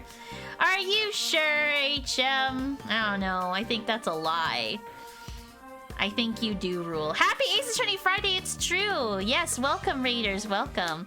My favorite Chicken Little streamer, I swear, Rosa. Oh my gosh. Rosa, I got my refund on Steam. I'm super excited about it, even though I was over the 2-hour thing. Oh my God. How did that stream go? It was terrible. It was terrible, Matt. Like, Chicken Little Ace in Action is misogynist and it has terrible camera control and it's like difficult but in a bad way, like in a frustrating way. Like it's like it's buggy and it's not good. It's not good. Terrible, absolutely terrible. When we playing Chicken Little again? Never. We're never playing Chicken Little again on this channel. It's done. It's over with. The last mission was hard, HM. It was hard. It was very frustrating. Like So you got through the whole game? Not the whole. So it's actually a lot longer than I thought. So it's there's 4 planets, and each planet has 7 levels. So I only finished the first planet. Yeah, it was not fun. It was not a fun time. Sorry, Potato.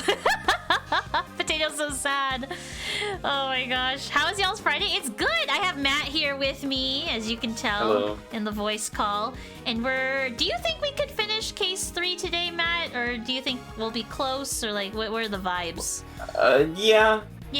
You think so? I don't know exactly how much is left time-wise. Okay. Like, I know how many parts are left, but I'm not sure how short or long those parts are. I see. Okay. I see. So yeah. Here, I'm gonna do a quick shout out to HM. You can read this voice line, Matt, while I do this. If the prosecution means to pursue Mr. Tangaroa, surely they have all they need. Alright. Chat, there is shout out, oh my gosh, I can't spell shout out, HM. If you're not already following HM, please do so. Hi, Serial, how are you? Happy Friday, Serial. How's it going? Thank you for the raid again, HM. I super appreciate it. Yeah, chat, if you're not already following HM, you have to follow HM and tell HM that they rule, like, every time HM goes live. No, you don't have to. No, you have to. If you're in my chat, you have to. It's a rule. It's true. Wait, you were playing Warhammer? How was that? Work kind of sucked. Took an early lunch, so the afternoon felt like it lasted a lifetime. Oh no! I'm sorry to hear that, Cereal. That's true. It is almost your Saturday. It's true. Potato's so happy now. Yeah, you have to follow HM chat. Because I said so. That's the rules. Exact. Dizzy nailed it on the head. That's the rules. That is literally the rules. Space Marine 2 was fun. I had to play it after finishing SM1 recently. Oh, nice. Very nice. Ooh, that's exciting. It's the rules. See, even Potato knows it's the rules. It's true. See, even Potato's on board. So, yeah. Yeah, chat, if you don't want spoilers for Ace Attorney Investigations 2, we're on case 3 right now, so in case you wanted to play it or have interest in playing it, that's where we are in the game. So if you don't want spoilers, there's your warning.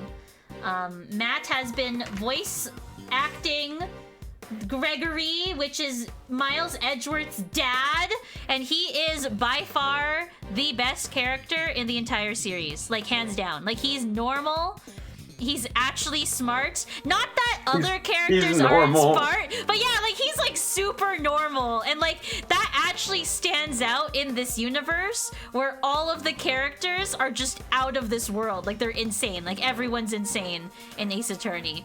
So, to see a normal character... Yeah, Gregory Edgeworth, right? It's a great name, and he's just so cool. Gregory Edgeworth is by far my favorite character in the entire universe of Ace Attorney. So, yeah. Okay. We're gonna get back into voice acting at chat, and so that's your fair warning of spoilers in case you needed a warning for spoilers. So, yeah. Okay. Are you ready, Matt? Yeah. Okay. So why is it Mr. Von Karma is still investigating the scene of the crime? Sus. Something on your mind, Mr. E? We're missing something. Something important. Mr. Von Karma has everything he needs to proceed with the prosecution of Mr. Tangaroa. And yet, he still doesn't seem to entirely confident on his case. If he was, why refuse to share information with Detective Bad? Who else? Haven't seen the autopsy report yet either. Guy's probably got a hand in that too. Yes, he ate the paper. In addition, we still haven't solved the mystery of what happened to the evidence that went missing. Take another look at the scene in front of us, Detective. A very conspicuous pool of blood that should be here is clearly missing. You're right. I don't remember anybody mentioning they removed the blood along with the body. Evidence that turned up not in Mr. Tangaroa's room, but in a most unusual place. The fountain! It's a match. The blood in the fountain is Frost's. So there were no traces of Mr. Frost's blood left in Mr. Tangaroa's room. Yet we found some in the fountain instead. Why? Yeah, why?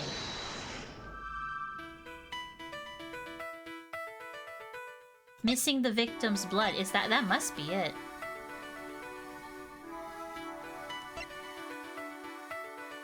Well, okay, is it this? Like, is this seems obvious, but... Okay. I'm like, am I overthinking this, Matt? I was overthinking it. Is that... Okay. Mr. Frost's blood went missing from the crime scene. But traces of it showed up in the fountain. Why go to the trouble of removing the blood from the scene after the body had been discovered? True. Oh no, your puppet crying in the background. Yeah, dead body. My parents just came home and they were gone all day, so my so dog excited. is very, very excited. Aww.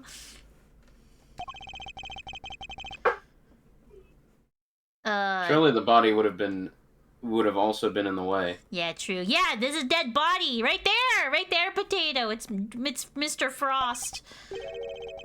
Wait, could someone have moved the body aside to get to the blood? Yeah, I wonder why did the blood needed to be washed away? Like, that's what I'm curious about here. What's going on? Alright, no autopsy report, and the blood moved aside. Did someone move the body aside in order to get to the blood that was in the chest? No autopsy report. I wonder if this is... Yes, okay. So the body might have been moved aside or even removed from the scene of the crime entirely. After all, as far as we know, there's still no autopsy report. We learned plenty about the murder weapon and the suspect, but very little about the body itself. Our assumption thus far has been that the body had been recovered by the forensics team. But what if that assumption is false? Oh, what if someone took the body? What if Mr. Von Karma wouldn't show Detective Bad the autopsy report out of something other than spite? The body is missing? What if we've been thinking about this the wrong way around all along? The question isn't why Mr. Von Karma Mr. Von Karma hold back information about the body? It's did Mr. Von Karma even have any information about the body in the first place? How do things look from that angle? Perhaps the body hadn't been removed by the police in order to carry out an autopsy. Perhaps it had already been removed and hidden away by the culprit before their arrival. Mr. E? We both heard the rumors about Mr. Von Karma's questionable methods. Fabricated witness statements, shady deals, forged evidence even.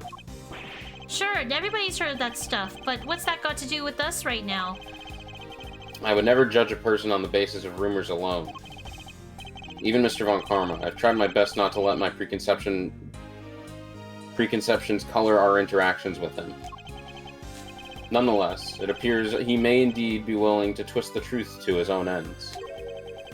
Twist the truth? You mean he's been playing dirty?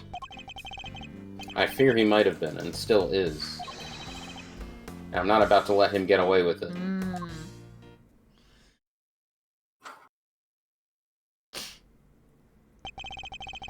I'm returning to the prosecutor's office. Yes, don't act so startled. Yes, sir. Hold it.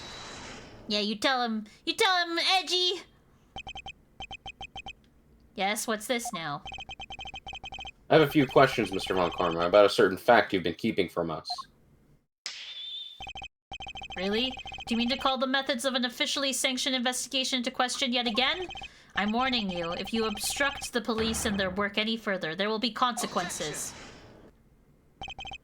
It's not the police Oh, sorry. It's not the police I have issue with, Mr. Von Karma, it's you.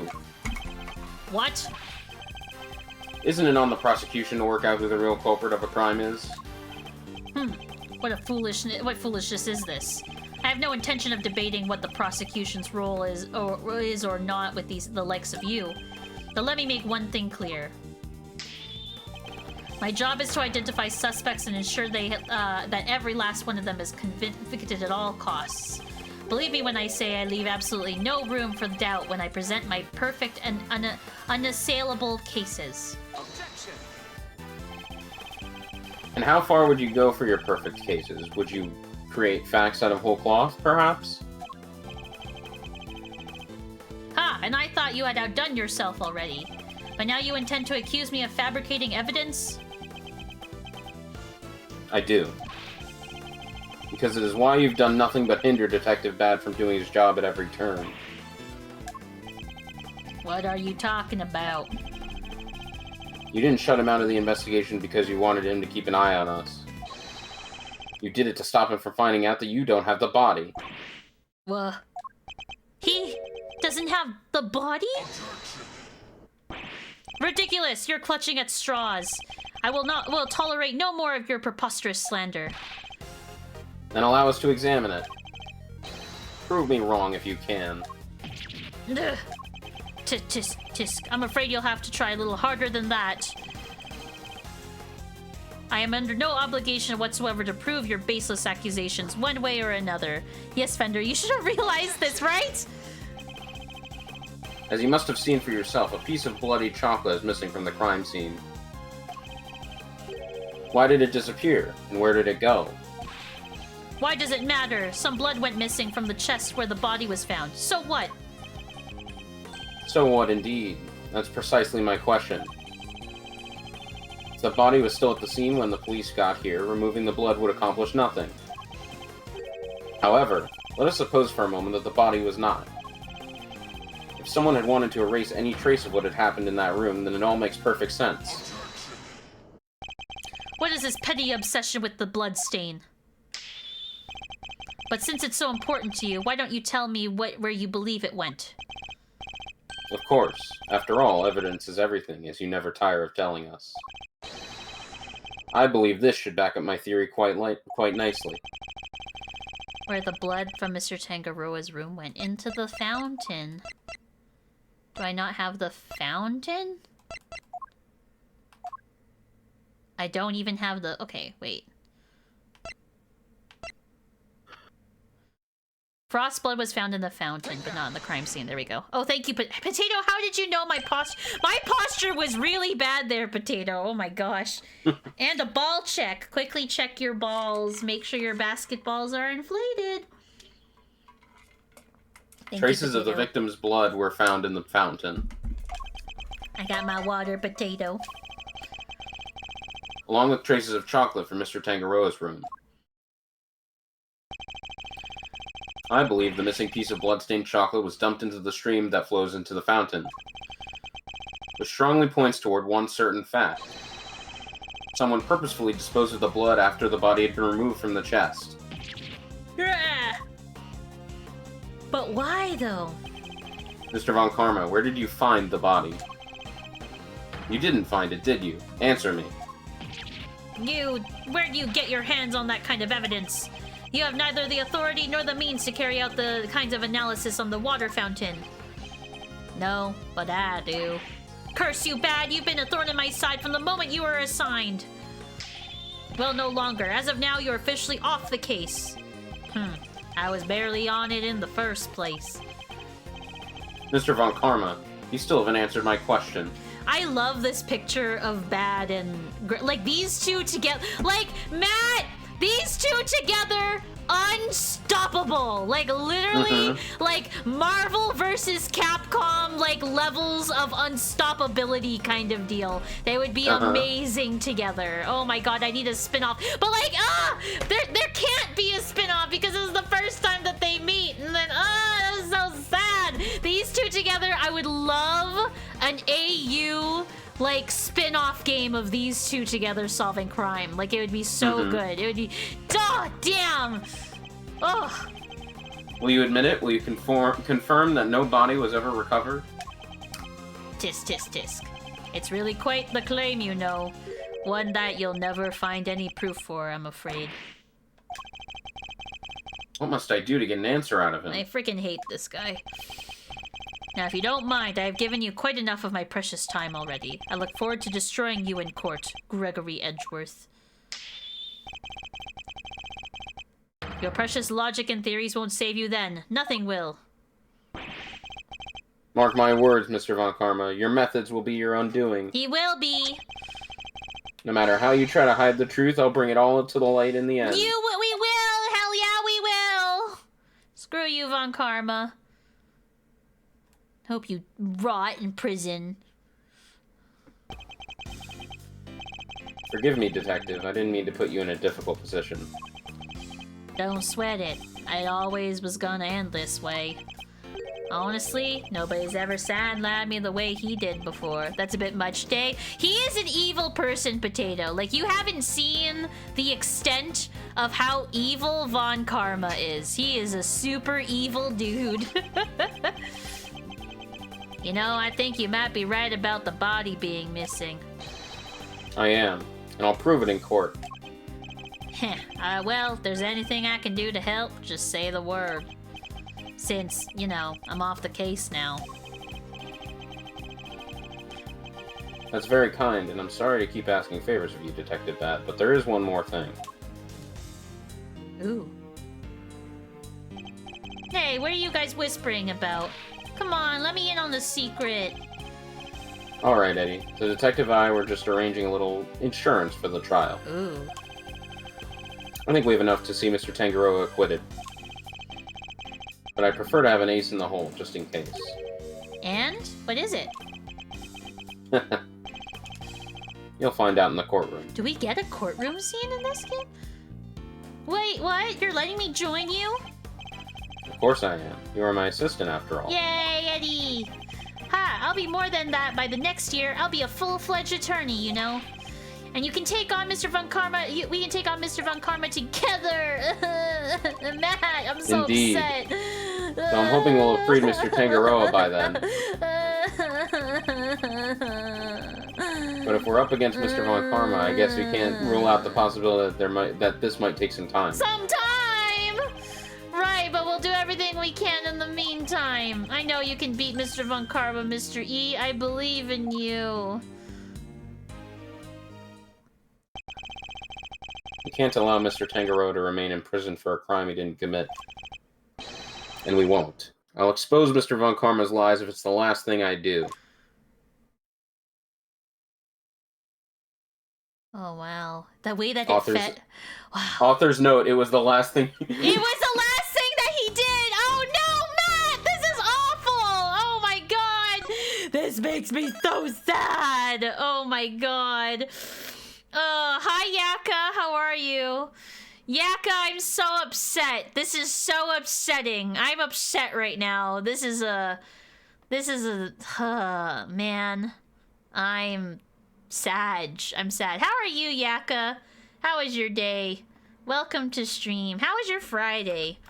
I hope you're having a decent Friday today. I hope you're having a better Friday than I am. I'm having a sad Friday. This is so sad, Matt. Okay, theory time. I think that it was Mr. Gusto. I do think Mr. Gusto. Like, I was like teetering a bit. Hello, Picanzo. Welcome. Happy Friday.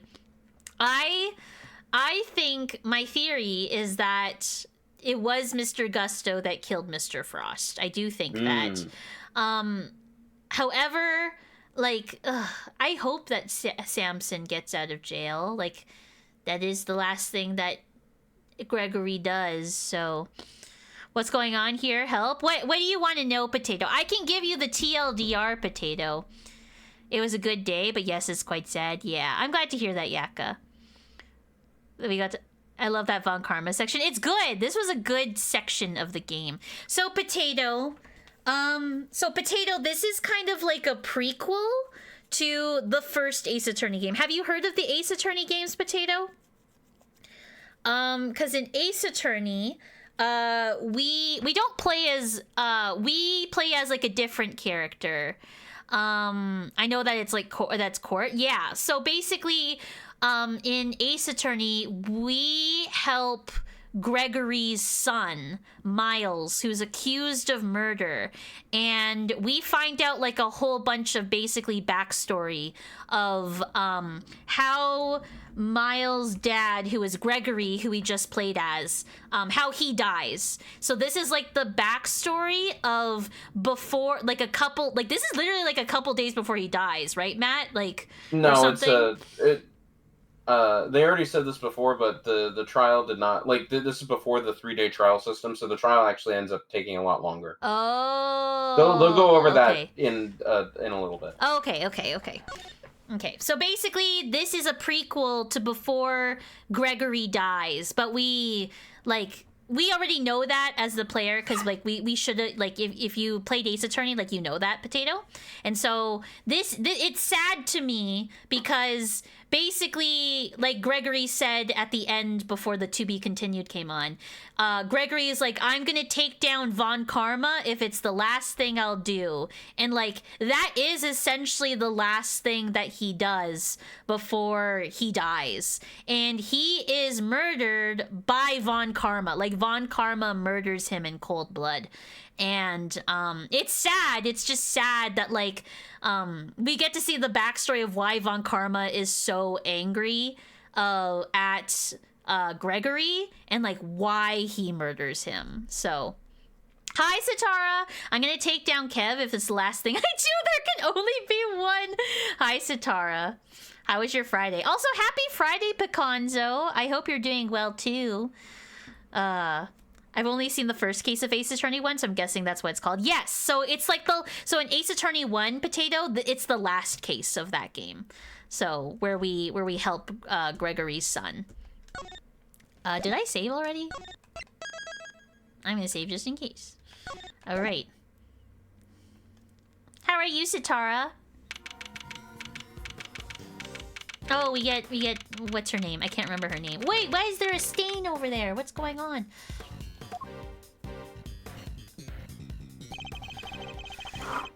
And that's pretty much how things went down. Those were the facts of the IS-7 as far as I'm concerned. Oh yeah, I forgot Kay's name. I forgot her name.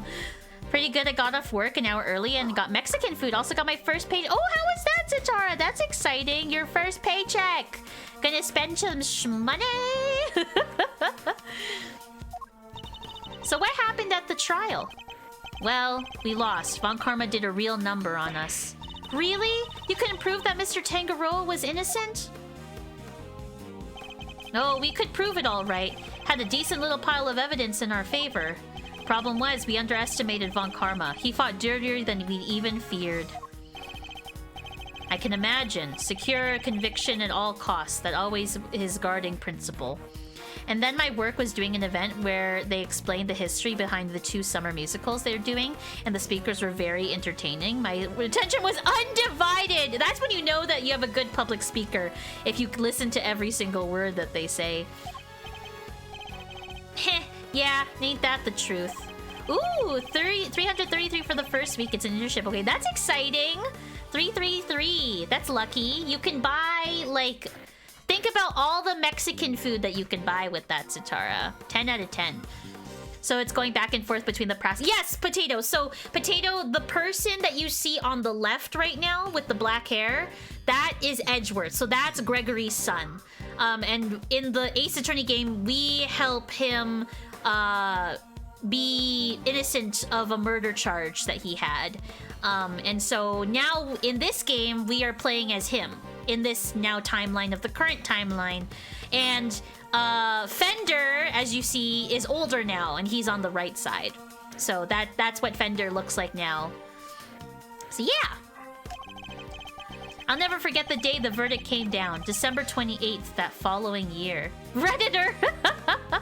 Fender is a Redditor. I do see that. It's April now, so... Oh, mama, we're talking over 17 years ago. Yeah, so it took an entire year. Okay. I wasn't sure if they had said that yet. Okay, okay. So a year after that last segment was when Gregory died. I see. That's so sad. That's so sad.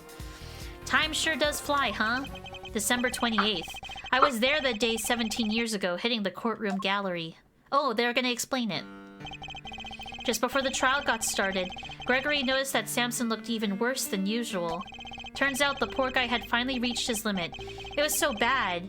Even he even said he wanted to be found guilty. Oh no. Hi, Kava! How are you, Jay? I'm doing good, Kava. Happy Friday. How was your day so far? Wait, you mean they forced a confession out of him? Yeah, Von Karma got what he'd been pushing for from the very beginning. Kava, your daily fortune cookie quote today says, "The best is yet to come." Your daily numbers are 156. 156. The best is yet to come. So cute. Very good fortune, IMO. Very good. And when Gregory tried to drop the bombshell about there being no body to speak of, he learned that Von Karma had used the power of the police to head him off at that pass. Even had himself a fake autopsy report, but that wasn't the end of a fake autopsy report. Man, that's I freaking hate Von Karma. Like, it just makes me so angry that, like, ugh, so yucky, so icky. Von Karma had gotten Samson falsely testify against himself to being accessory of murder in court. Combined with his confession, the poor guy's goose was well and truly cooked. Aww. Yeah, those are good numbers. It's been a lot, but I'm here. Very nice, Kava. Well, I'm glad you're here, Kava. I'm happy to hear that. But Gregory still had his ace in the hole, though. The same ace he asked Detective Bad to help him with? Exactamundo. He knew he needed one last card to play if they squeezed a confession out of Samson. Potato! Potato, your daily fortune cookie quote today says, "Punctuality is the politeness of kings and queens and the duty of gentle people everywhere." Punctuality is the politeness of kings and queens and the duty of gentle people everywhere. Your daily numbers are 178. 178. That's a good fortune. I like that one. That is quite the quote. It is.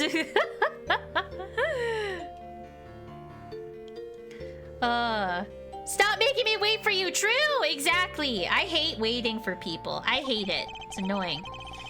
So he had Bad record all of Samson's interrogations. I guess Detective Bad really wanted to know the truth too, huh? It is your first fortune cookie quote, Potato. Very nice. We all did, but he was a trooper, stayed with the case even after Von Karma took him off of it. He was tied up in some other big case too. Good old Bad. They don't make him like that anymore.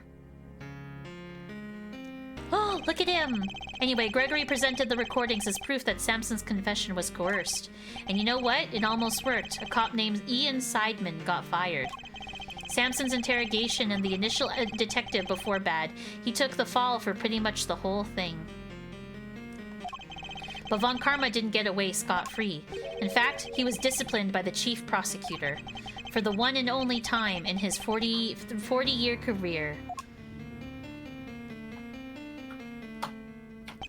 Still, Samson himself couldn't stomach another day in court. Oh, chat, there's an ad in 1 minute, just so you know. 1 minute ad, chat. 1 minute ad.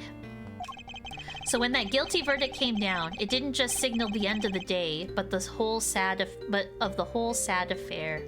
That is sad. I don't remember a lot myself, but my father's face when they declared Mr. Tangaroa guilty. I was a young child at the time, but even I could tell how much he was hurting inside. That is sad. Gregory wanted to appeal the ruling, of course. He would have done anything to clear Samson's name. But then, well, you know what happened next. Poor guy. He never got the chance.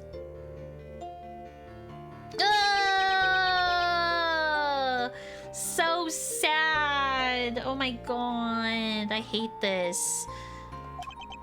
I should have left with him that day. I always blame myself for not doing that. But I shoved that aside and obsessed over something else instead. Yeah, memories. That was like the first time we know that Edgeworth's dad died. Like, that was a very pivotal moment for me with this series. Was like, wow, Edgeworth is a deep character.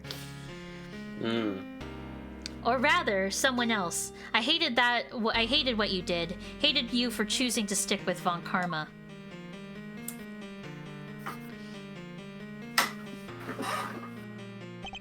I hope you can forgive me.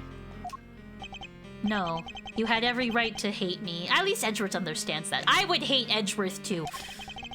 I went on to become a prosecutor as planned, and that's when Mr. Von Karma showed me this case file. According to these records, Mr. Tangaroa was convicted as the main culprit in Mr. Frost's murder. Nope, that's not right. Samson was convicted as an accessory to murder. Wait, what? Strange. The file clearly states that he was the perpetrator. Plus, I'm fairly certain that all of Mr. Von Karma's cases were successfully solved. But how would Edgeworth know? That's true. How would Edgeworth know? He was he was literally like 8 years old or something at the time. Mind if I take a peek at those? This file's been doctored. The part about the verdict, it's been changed. What? Here, feast your peepers on this. Samson Tangaroa, age 39, organizer of confectionery contest. Victim's body was found inside one of his creations, leading to his arrest. While in detention, Tangaroa discovered that he had a taste disorder, which subsequently cured via medication. Verdict, convicted as an accomplice based on his confession. That's a copy of the file they have on record at the courthouse. Then why is my copy so different? Well, you said it came from Von Karma, yeah? My guess is he didn't want Gregory's son to thinking there was a murderer out there still at large. Didn't want you looking into it again before the statute of limitations was up. So everything I believed about the case was a lie? He was groomed to be a prosecutor. You are right. You are right. From a very young age is what Edgeworth wanted to do. Like they say, we all gotta start somewhere. What's important is you know what's what now. The statute of limitations may have run out, but the truth's still out there, you know? I inherited Samson's case when your old man passed. Prosecution handed it off to somebody else, too. The great Von Karma wasn't going to bother facing off against a rookie like me, was he? Anyway, long story short, the killer was never found, and Samson was found guilty instead. That's terrible! Is there really nothing we can do to help him? Not without the real perp, I'm afraid. Until then, his confession stands. Speaking of which, I didn't find out until after the verdict had been handed down, but Von Karma had threatened Samson and made him a deal. Told him if he didn't confess, he'd make sure Judy was convicted instead. Wow! Nasty! Fuck you, Von Karma! Oh my god, I hate him! How could he? Samson knew there was no way Judy could have done it, of course. But he wasn't going to take any chances, so he did what he was told and confessed to keep her safe. Now riddle me this, Mousy boy. Why would you think your Uncle Eddie just happened to be in prison the day Bronco Knight died? Ah, that's right! You were there to see Mr. Tangaroa. Bingo! Judy and I both promised we'd visit him every day. I didn't quite keep that promise, but Judy did. She never missed one visit in all these years. Come rain or shine, she always showed up. But none of that changes the fact that Samson is still unduly punished day after day. How heartbreaking! We got to do something, Mr. Fender. Good villain. He is a good villain. And that's why I hate him. For 17 years! He is there for 17 years! If Von Karma has no haters, I'm no longer alive. It's so true. I hate him. I hate him so much. Well, kiddo, that's actually why we came here. The ice sculptures are back on display, just like they were all those years ago. And we're going to see what we can find out. Right, Milesarino? I'm a prosecutor, Fender. I don't look at these things in the same way as you or my father. Miles. But that doesn't matter right now. Speaking or not as a prosecutor, but as Miles Edgeworth. Hi, Jokey! How are you? I want to know the truth behind both these cases. I'm not leaving until I do so. Von Karma is a pretty well-written character, all things considered. He is. He is a very well-written character. I'll give him that much. You really are old Gregory's son, though. Through and through. Alrighty then. Now that it's sorted, we can really get to work. Good thing I brought the IS-7 case file and evidence with me today, huh? Here, documents first. Who doesn't love paperwork, am I right? And pardon red ink are my annotations. Alright, Potato is pretty well-written character. All things considered, we love Potato, it's true. Thank you, Fender. And here's some evidence for ya. Enjoy! There's quite a few, so I take a minute to scope them out if I were you. Small mountain of evidence from the IS-7 incident received from Fender. Yes, I see. I'll take a look at them in a bit. You know, our current case is just full of loose threads, too, come to think of it. Indeed. The key players of that incident 18 years ago who just happened to get caught up in another incident. The ice sculptures in the Winter Wing that are perfect replicas of the ones from 18 years ago. The poison gas attack in the Autumn Wing, which was been disguised to look like the Winter Wing. The two chemicals that were found inside the Pisces statue case, ubiquium and asphyxian, that form poisonous gas when mixed together. The victim of the gas attack is Carmela Gusto, who is no stranger to the events of 18 years ago, and who is still unconscious and undergoing treatment in the medical room. And finally, we come to the body floating face down in the fountain. And the fact that the ice sculptures have melted, just as they did all those years ago. The events of the present day would appear to be intimately linked with the events of the past, which means they may be able to help us learn more about what happened 18 years ago. Sounds good to me. Let's get investigating. Oh my god. Oh no, you don't.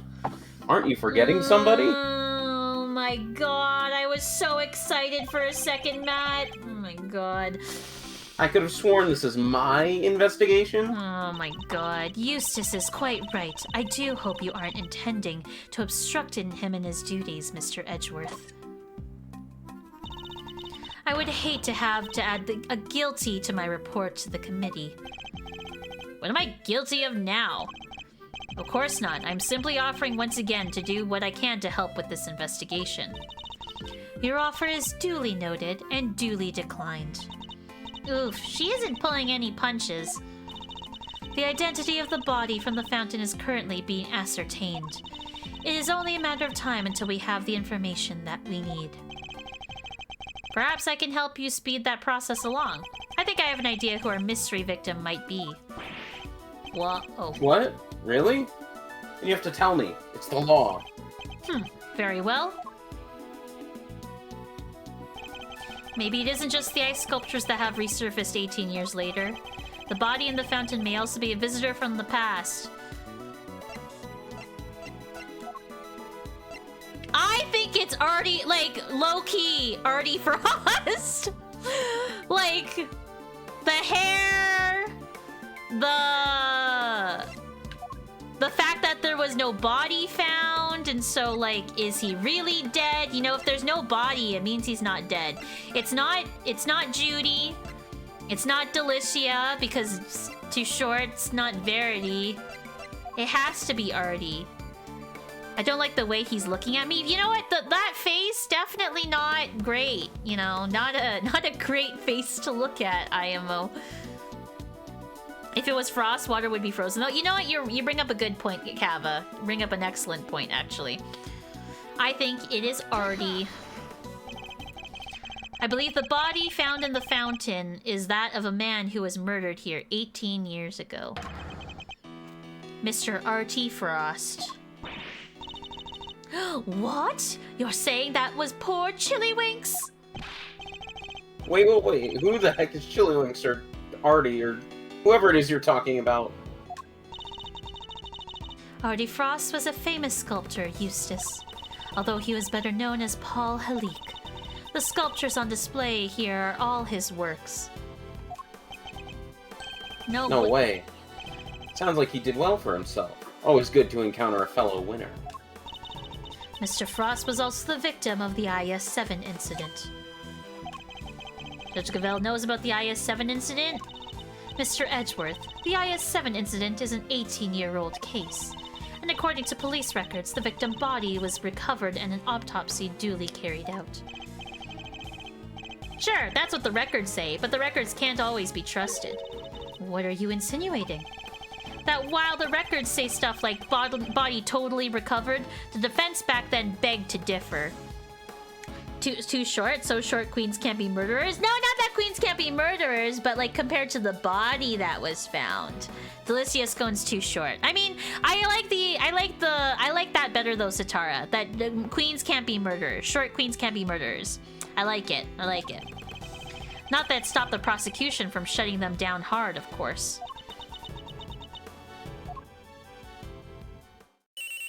Oh.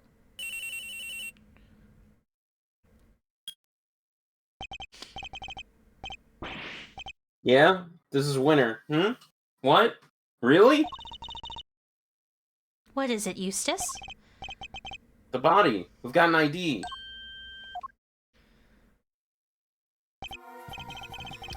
Some sculptor called Frost or something? So I guess Edgeworth called it? Oh my god. Goodness, goddess of justice. So my father's deductions were right all along. Well, Judge Gavelle, I'd say this changes things, wouldn't you? Perhaps now you'll admit that I might be use of this case, more than a certain junior prosecutor anyway. No fair, you're trying to steal the win. I'm doing no such thing. All I want is to uncover the truth. And if we're going to get to the bottom of what happened here, we'll need to work together. We do not need to do anything, and you do not need to know the truth. This case is none of your concern. It's his dad! Oh my god! Okay, I know Gavelle, I mentioned this before. I know Gavelle is supposed to be like the opposing force to Edgeworth right now in this game, but like, the fact that she keeps on using Eustace as like a front for herself makes her look more stupid. Like, I really do not like I know she's supposed to be a smart lady, but she's really not doing herself any favors here. She really isn't. It makes her look more petty than anything. And bitter. It makes her look very bitter. Whoa there, Judge G. I think you might be wrong about that. Another of one of your interruptions, Mr. Fender? Yep, see? I was on the defense team for IS-7, so this case is very much my concern. I was on the pesky kids pushing the theory that the body had actually gone missing. And the prosecutor at the time may have brushed us off, but you can't deny the testimony of your eyes. Or to put it a little more bluntly, the prosecution's case was rotten from the ground up. Then, when there's been a miscarriage of justice caused by the prosecution, it's the committee's job to fix it, no? Ugh. And who better to help you unpick that mess than someone who was there at the time? Unless you have an ulterior motive. Ooh, call her out, Fender! Call her out, Fender! Call her out! Oh my god. Judge Cavell seems to know the facts of the IS-7 incident in detail. In which case, I suspect she must be here on the committee's behalf. Your connection to the case is noted, Mr. Fender, but I fail to see how it concerns Mr. Edgeworth. He's the son of the original defense attorney and the protege of the case lead prosecutor. And if that's not enough for you, then he was at the trial, too. I think it's just possible he might have a little something to bring to the table, don't you? I really waffle on Fender. Like, he does, like, the creepy Reddit thing where he's he's like a creeper and he gets ick vibes, but then he does this, right? And I'm like, yeah, Fender, like, this is the reason why you're a defense attorney. Smart people and AA in the same sentence. You're right, Josh. The only smart person in this game is freaking Gregory freaking Edgeworth. That's it. Ugh. Very well. You may both assist in the investigation. But only if you refrain from interfering with the work of others. The Winter Wing is off limits for now. This room, however, is all yours. Alrighty, great to hear we're on the same wavelength, G. Why don't we bring it in? Show that, like, okay, here's the Redditor side of Offender that I do not like. Why don't you bring it in to show we're on the same side of justice? Do not test me, Mr. Fender. Your permission to investigate can be revoked at any time. Duly noted, Your Honor. This is a true turn-up for the books, huh, Milesy? We get to do our thing after all. Thanks to your immeasurable help, as always. Heh. No sweat. Besides, I was mostly doing it for me. Okay, I'll be investigating my own thing, so just holler if you find something interesting. I will. Well, okay, shall we? Heck yeah! Let the investigation commence. We're still unclear on two key facts. How Mr. Frost's body came to be where we found it, and the source of the ubiquium. You're right. We need some more intel. Indeed, let's focus on the ubiquium first and foremost. It's used in stuff like dish soap and paint, right? Correct. It's also bright red in color and a distinct minty fragrance. Okay, sounds like we know what we're looking for. Hey, it's that one chef looking from the last Ace Attorney stream I saw. Yes! It's Delicia Scone. We'll talk to her in a second. Look, Larry's here. Okay. You remember Larry was in this case? Yeah, I forgot about Larry. I forgot about him. Potato, for some reason, the term looking woman was auto-modded. And I have no idea why, Potato. I don't see anything wrong with what you wrote, so I have no idea why. I accepted it, so it was fine. Statues of a man and woman in old-timey clothes. Did Paul Halik make these as well? Yes, it seems he created them later in his life, once he began making a name for himself.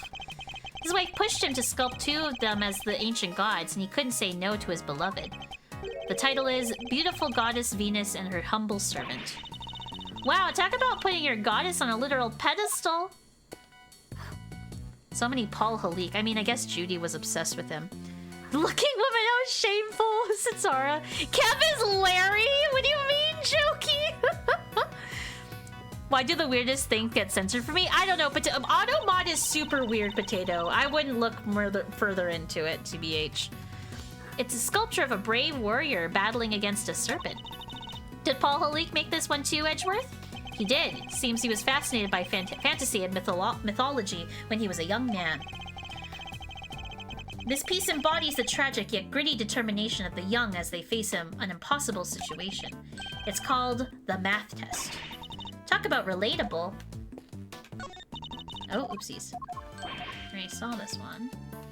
Okay. Matt is gumshoe coded. I would say Matt I was is voicing more. him. Yeah, that's true. Matt was voicing Gumshoe. That's true. That's true. Me when I've also been him for Halloween. Oh, you have? Oh, yeah, that's right. I forgot about that. That's right. Jokey, that means you nailed on the head. And then in true Gumshoe fashion, I reuse the costume next year. That's funny. Me when I'm in the Paul exhibit, did Paul like this? Oh my gosh. It's a man with a moon-shaped head and a woman with a sun-shaped head. The man's got a real painted look in his eyes, though. Is this another Paul Halik piece? Yes, from his younger years, when he was something of a dreamer. He depicted those closest to him by means of motif had taken from nature. The piece is titled, My Parents. I guess the mom's showing the brightest in that house. Aw, that's kind of sweet. Oh, I already read this. GG's is right. The tea. Miss Bound's tea set is laid out neatly on the serving cart. The pamphlet says the gallery is famous for its tea. Understandably so, the cup we were given was delicious. Looks like all this stuff here was designed by Mr. Frost. Interesting. In that case, I think we better take a closer look. So this dishware was made by Artie Frost. It looks very fancy. Oh, it is. I'm willing to bet that this can fetch something in the thousands of dollars. So let's try not to touch any of it unless we absolutely have to. Whoa, this stuff's really worth that much? Stop it, Kay. I can see your eyes lighting up. Miss Bound must really be a fan of Mr. Frost, like Vendor said to still have this. Designed by Paul Halik. Oh, what was the mountain of evidence that we were... I didn't look at it. Hey, Edgy! What is it? You better be careful with that teapot, you hear? Why is Larry so concerned all of a sudden? There's Judy. Not the Paul exhibit! Honored guests. I can pour you a cup if you'd like. Miss Bound. Ah, Judy! I'm good, thanks. No tea for me. You two can knock yourselves out. Thank you for the offer. Yes, why not? A quick break won't hurt. 2 cups coming right up. Thank you, Judy. This smells great. Wow, it tastes even better than it smells. What type of tea is this, Mr. Edgeworth? It's Ceylon, I believe. It's usually identifiable by its citrus aroma, but... Miss Bound, is this the same blend you served this morning? Why, yes, Is that all right? There isn't anything wrong with it, is there? No, not at all. It's just that the cup you gave me earlier had a slightly different aroma. Oh. Wonder why. Why's that? Really? That's odd. I used the exact blend both times. I can't see what could account for the difference. Hey! What's the big deal? Quit being mean about Judy's tea, will you? What's gotten under your skin, Larry? Nothing. You're just rude, that's all. Don't even try to call me the right name. It's Laurice Denim, dang it. You know what? I'm done. I'm not talking to you anymore. Well, that was childish, even for him. Wow, what happened there? Let's ask him about it later, shall we? Talking to Miss Bound is more a priority right now. We may not have any evidence to prove that she's the culprit, but it does seem likely that the poison gas was her doing. True. What else we got here? Larry is a berry. But why the hell does Larry look like that? He's just Larry. That's why. The tablecloth draped over the cart is pure white and completely spotless. And it's just waiting for me to grab it by the edge, clear my mind, and whoosh! Okay, I cannot stress enough how bad of an idea that would be. Aw, come on, what's the worst that could happen? Even if it does go all sideways, we'll just wind up with cool tea-colored tie-dye. Yes, well, I'd rather it remained white. Plus, I don't think Miss Bound would appreciate us meddling with it. Really? But there's so many other colors that it would totally work. Pink, sky blue, tea leaves brown. Come on, Kay. Common sense here, Kay. Common sense. This is the tea. Hi, Bioshock! How are you? A caddy containing Ceylon tea leaves. It's a well-crafted tin canister, designed to prevent moisture and sunlight from damaging its contents. Not a bad thing to use considering the quality of the blend Miss Bound serves. Okay. Yeah, what is the mountain of evidence that we got?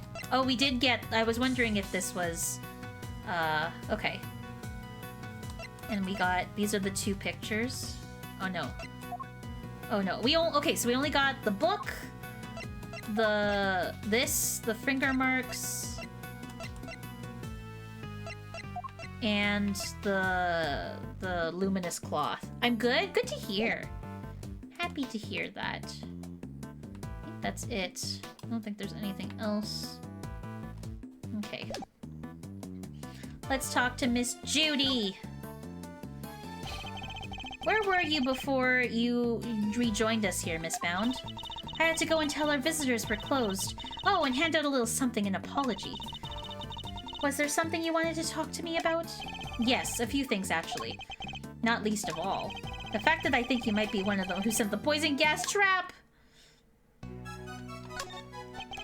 The original ice sculptures melted 18 years ago, correct? How did you manage to recreate them? Oh, you know about what happened back then? In that case, you might also know I took pictures of them during the contest. I got a Neopets plush I've been... Ooh, that's exciting, Biojock! And you got a funnel cake. That's even more exciting. Which plushie did you end up getting, Bioshock? I commissioned the creation of a set of replicas based on the photographs for this current exhibit. But why go through the trouble of creating replicas? Mr. Frost's Zodiac series was a great unfinished masterwork. I want to see it completed at last. Or rather, recompleted. It's my fault that the original set melted in the first place after all. You miss Catherine Hall? Her official name is boring. Aw, jokey. What's Neopets? Neopets is an online website, Potato, that's like taking care of virtual pets. So like Neopets. Like that's what it is. I will say, Jokey, I overall agree with you on that. But also, Catherine Hall is a pretty bland name too. Like we can't lie to ourselves here. I agree. I like that name more, but I felt that was one of the more bland ones in the fan translation too. Fair enough. Let me see Bioshock in Pix and Life. Oh, an Aisha plush! Oh, so cute, Bioshock. Aww. It was a collab with you two. It's adorable. Since January? You've been waiting for that? 6 months. Catherine Hall sounds like a name of a real person. That should not be happening in Ace Attorney. You know what, Fader? Fair enough. Oh, Catering Hall. Oh, I see. I never would have... I never would have thought that. I also would have never thought that. Oh. Kyle, have you been playing it since Wednesday, Kyle? Oh my goodness, you've probably been playing it like all day. I see. Is there a particular reason why the winter and autumn wings look so similar? Oh my, you really think they look alike? Perhaps I used some of the decorations from one and the other by accident? She's clearly lying, but I don't have the evidence to prove it just yet. Okay, we'll talk to her after. The stain! From the color and aroma, I'd say this is a puddle of spilt tea. And look, there's a small chunk of ceramic in it. It's probably one of the cups.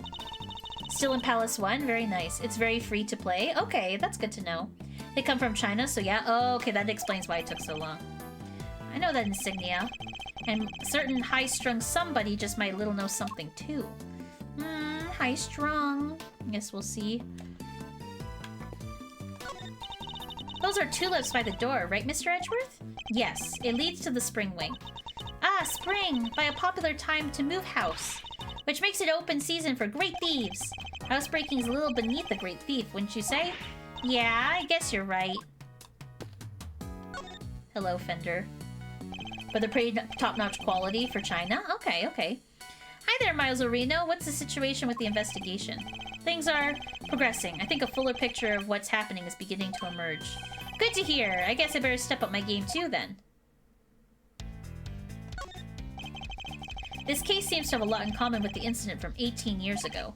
And how? It's got the lot. Melting statues in the winter wing and even murder victim's body. But how did nobody ever figure out that body had gone missing? Frost had no family apart from his son. And well, the kid kind of vanished. Nobody's seen him since around the time of the... Wow, the kid just vanished? What the hell? Gusto's son too. Him and his best pal from school just both up and disappeared. What?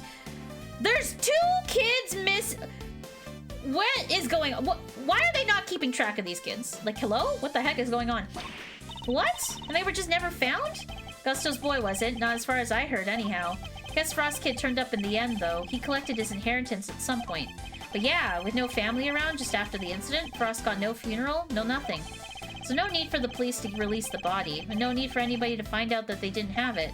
They filed their fake autopsy report, and nobody was in any the wiser. Well, almost nobody. I still can't believe Mr. Von Karma would stoop so low! Screw him. One of my local friends is moving to Calgary, so I'll be visiting him a lot. Oh, that's exciting, Kyle! Ooh! Very exciting. Kyle, if you ever come and you want to have dinner sometime... I haven't seen... Matt! The last time I saw Kyle was when I saw him with you! That was the last time I saw Kyle. Oh my gosh. That was so long ago. Oh... I didn't make the connection. Oh! Yeah! Kyle's the one that we had Korean barbecue with! Yes, I remember that. I remember that. All those years ago. That was I'm so sorry. long ago. I'm sorry for forgetting. I saw a horror movie trailer yesterday where 17 kids went missing from one classroom? What the hell? That's a pacifier, by the way. Ew. But if Kyle's with you, who's driving the van? Kyle forgot too, apparently, so it's okay. Apparently it's okay then. We're even. Yeah, there you go. There you go. Around its neck? Oh, cute, Bioshock. Cute. It's a baby. Baby Aisha. The top of the platform seems to be wet.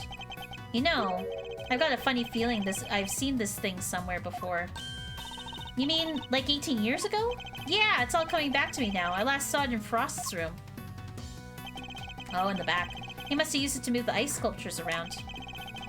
I forgot most of the people there. You know what? That's okay, Kyle. It's been years. You met Kevin and Matt, Kyle. And then you also met Zamir. And then there's like a couple other people that you've met too, but they don't come up on stream.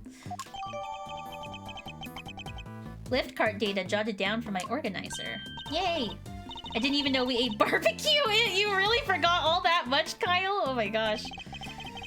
Still doesn't explain what's doing here, though. Bit of a head scratcher. Should we give it a think, yeah?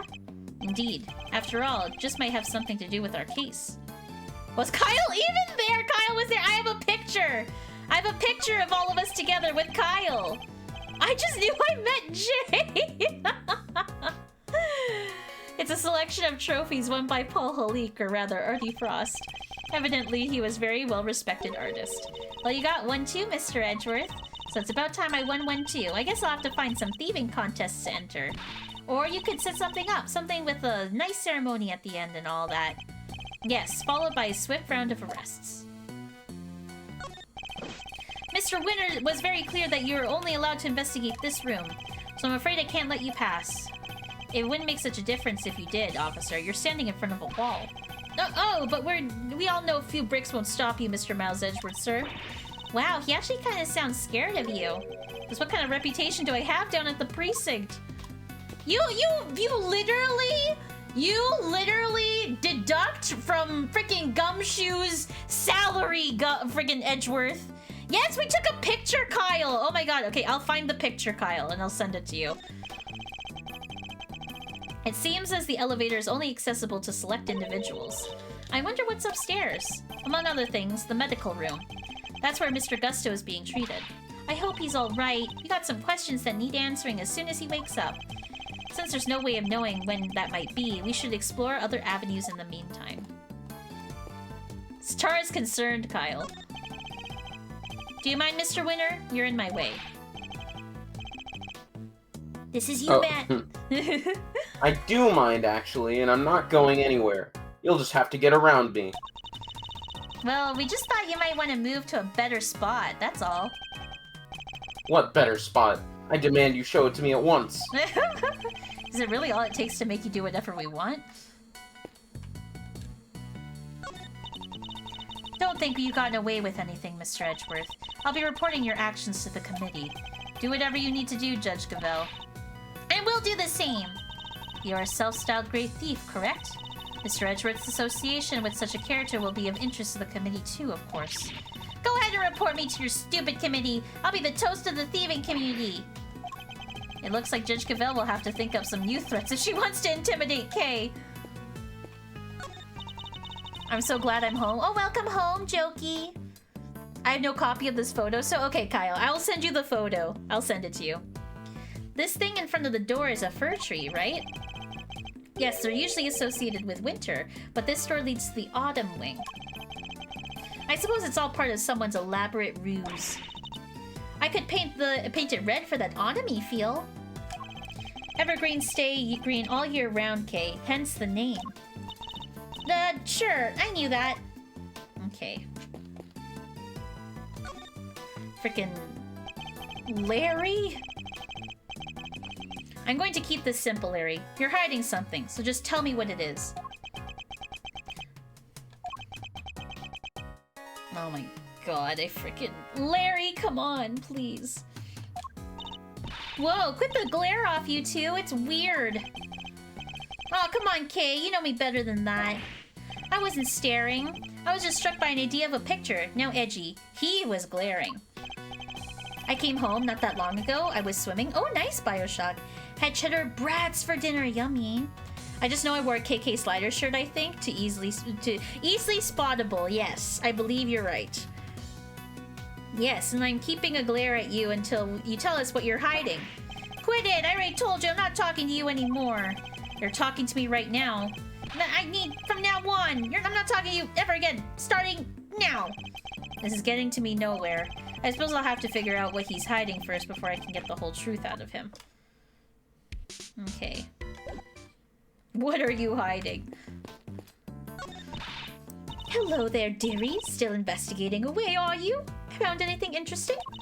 No, dearie. Well, nothing much anyway. Silly girl, that wasn't a dearie moment. That was more of a lambkin. Sweetheart is for when you're being sympathetic, of course. And treasure is for when they're in a tiz. Love is for people when you're not keen on. And petal is used when you're trying to get someone's attention. Wow, I didn't realize there were so many rules. Mr. Edgeworth, petal! I hope you're getting all this down. Don't even try it, Kay. No, dearie, me. Oh my god, she picked it up right away. That's funny. Animal Crossing catchphrase, yeah. The body's been taken back to the lab, sir. Autopsy's underway. And how's the rest of the fountain looking? Rather beautiful, actually, sir. The water's crystal clear and kind of soothing. Almost as if there wasn't a body floating in it not long ago, Okay, who do we... I guess Larry, we need to find out what he's hiding. What are you hiding at, Larry? Come on, Larry, where are you hiding? Not saying. Look, you two, this is no time for kid games. Well, I certainly wasn't playing. It's pretty clear Larice isn't gonna talk to you. Oh, he'll talk, don't you worry about that. I need to know what Larry is hiding, and I think I might have an idea of what it is. Perhaps presenting him with the right piece of evidence will force him to come clean. Okay, so Larry is the first one in this chain. What is he hiding?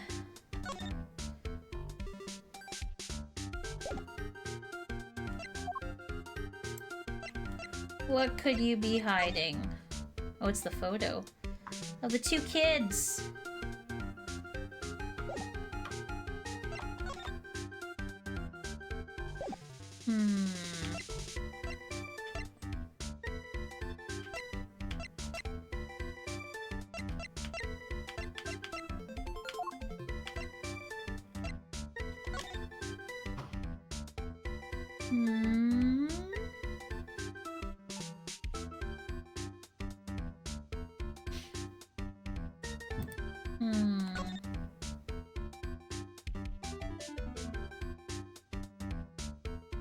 Capricorn's an autumn sign?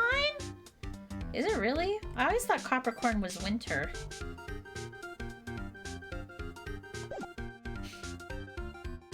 Was that kid eating a bird? It looked like a chicken wing. What is that?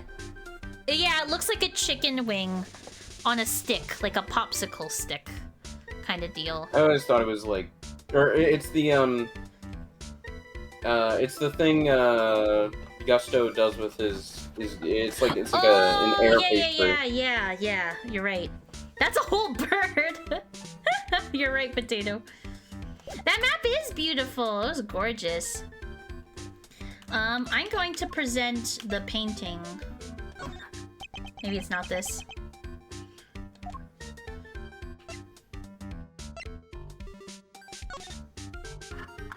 Statute of limitations started years ago.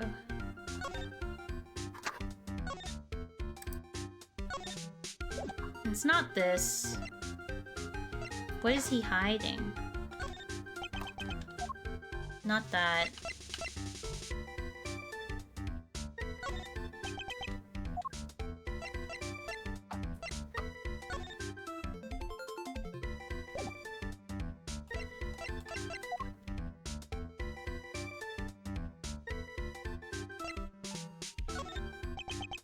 Not that. Oh, did he break the teacup? He broke the teacup, didn't he? The grumpy guy, yeah. Oh, a mochi, maybe. That could be it. Would you mind taking a look at this for me, Larry? Why would you show me that?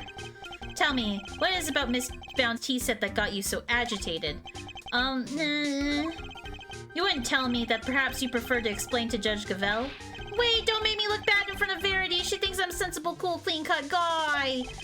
I don't want her to see the real me. The real low-down, dirty me. I'm not sure anybody thinks you're particularly clean-cut, Larry.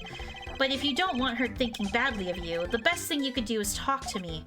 Alright, I'll talk. Where are you hiding? Alright, Larry, enough is enough. Now confess! Is there any way to treat your best friend, Edgy? Is there any way for you to treat yours? By lying to him? Hiding things? I get the picture already, so stop glaring at me like that. I'll tell you everything, okay?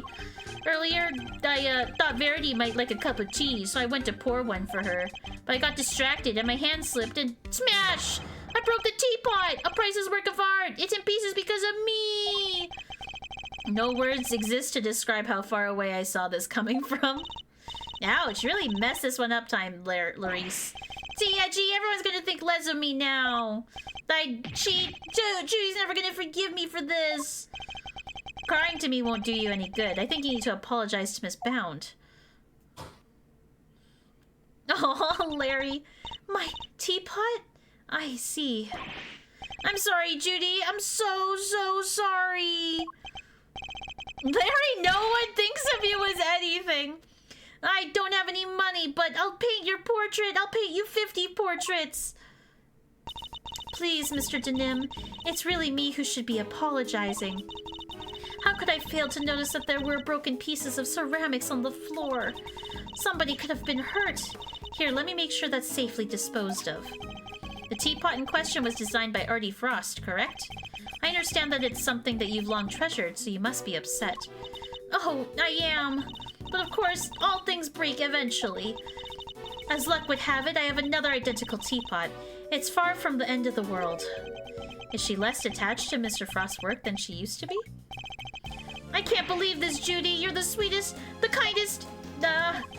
This other teapot you're talking about. It's the one sitting on top of the cart right now, right? What do you mean? Yeah, so when I smashed the first one, I tried to hide the pieces in the bottom of the cart. And that's when I saw the other teapot under there, so I just took it out and basically switched the two pots. Oh, I see. Yep, and that's everything I have to tell you. I'll be extra careful to not break the other one, I promise. You have no shame whatsoever, do you? Yeah, are they good portraits? I'm sorry. It's really quite alright. Thank you for being so honest. See, Edgy, isn't Judy the absolute best? I trust you won't take advantage of her kindness and will make amends somehow. I sure will. Once I make it as an artist, I'm gonna give her one of my paintings. She was one of my models after all. It's only fair. At this rate, I suspect he's likely going to make more trouble than amends.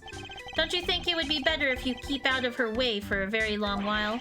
Oh, but I will be keeping out of her way because I sketched her and others already. Her and others? Keen to see my work, huh? Yeah, I drew a few great sketches from ravishing beauties. Want to see? Interested in Larice's ravishing beauties, Mr. Edgeworth? I'm afraid you've greatly misjudged Kay. I simply wish to see if Larry captured anything unusual in details, unusual details this time too. Unusual details. There's nothing unusual about these. They're my best work yet. Really? Now I want to see them too. Aw, you're such a sweetheart, Kay. Alright, let me dig them out for you. Give me a sec, okay? I suppose we might as well take a look. Your sketches. Matt, is Larry the murderer? Tell me in DMs! Says Josh.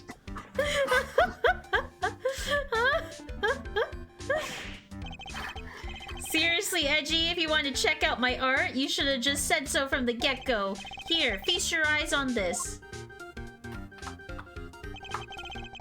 What am I looking at here?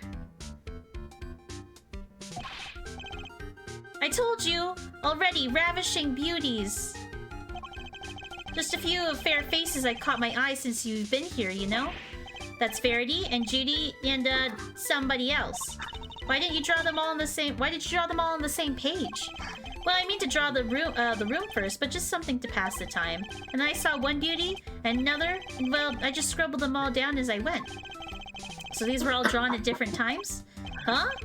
Yeah, I guess. I did one for you too, Kay. You're on a different page, though. Wow, you did? Hee hee, let me flattered. So how true to life are these sketches? Did you only draw what you actually saw? Of course! You think I draw things I can't see? Like using my imagination? Nope, these are 100% true to life, right down to the exact shade of each color. So the colors are accurate. Interesting. You do not want to see what Josh just DM'd me. Do I... You don't. Okay. I will not ask then. I will not ask. Much as it pains me to admit, Larry might have provided me a useful piece of evidence yet. The serving cart in the sketch, for example, compared to here in the room. Yeah, there's like red on like the corner and stuff. There's a clear contradiction between the two. I think a little deduction is in order. Can I borrow this page for a while, Larry? Sure thing. You want me to sign it for you? Just the page, please. Matt, I forgot Larry is the murderer. Can you tell me in DMs? Oh my gosh. Alright, deduction time. A little deduction time.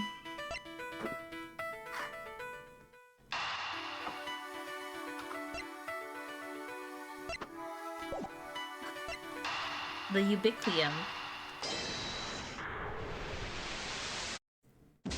No? Alright. What? Josh, I just told you, Josh. Is that not really quite right?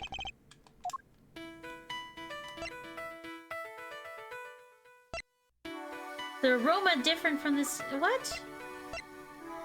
Oh, the switch teapots? Is it this? These two together? Okay, I would have thought whatever. I suspect the difference in aroma we notice is due to the teapots having been switched. You do?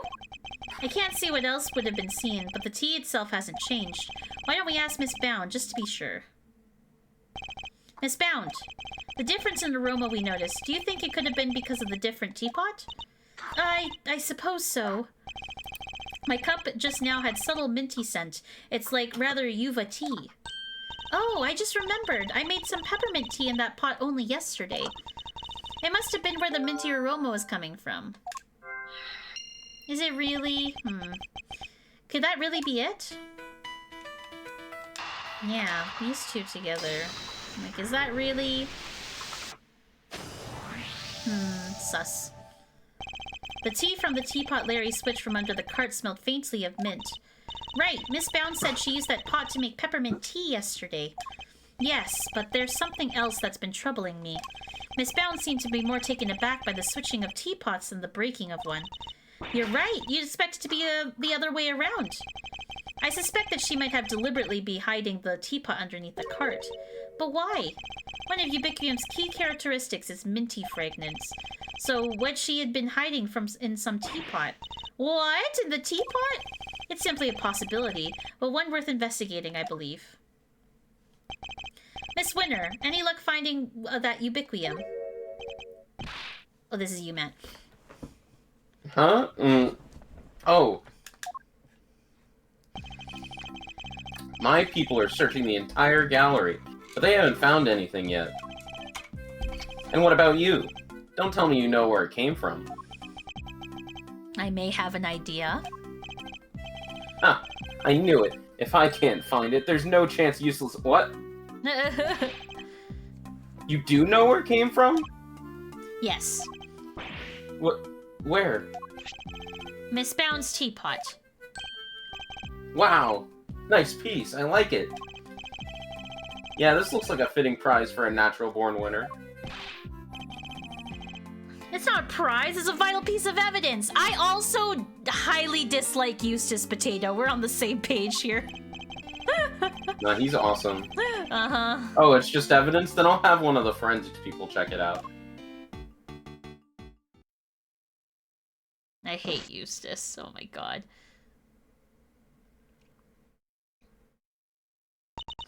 Mr. Edgeworth, is there some sort of problem with my teapot? Possibly. The minty fragrance we've noticed coming from it. I think it might just be the scent of one of the chemicals used to make the poison gas. But, Mr. Edgeworth, surely you don't think I had anything to do with that? I'm afraid I do. The method used to create the gas would have required considerable preparation. Nobody would have had time to or the opportunity to set that up for you. That's not strictly true. It took around a week to get the Zodiac Hall ready for the exhibition. There are all kinds of people coming and going through here during that time. Delicia, for one. So you see, I'm not the only person who could have set it all up. Akechi would laugh. Akechi would laugh at these fools. It's true. Miss Stone... I think Eustace could clear fraud, Akenshi. Yeah, you think so? Oh my gosh. Miss Scone is on our radar too, of course. You needn't worry about that. And besides, I wouldn't know the first thing about making poison gas. So even if I did find some ubiquium in my teapot, I wouldn't have any idea what to do with it. But I suppose we should see what the test results say first. She's sus. Miss Baum doesn't claim she doesn't know the first thing about making poison gas. I need to find a way to prove that she's lying. Okay. Delicia, you have anything to say? No.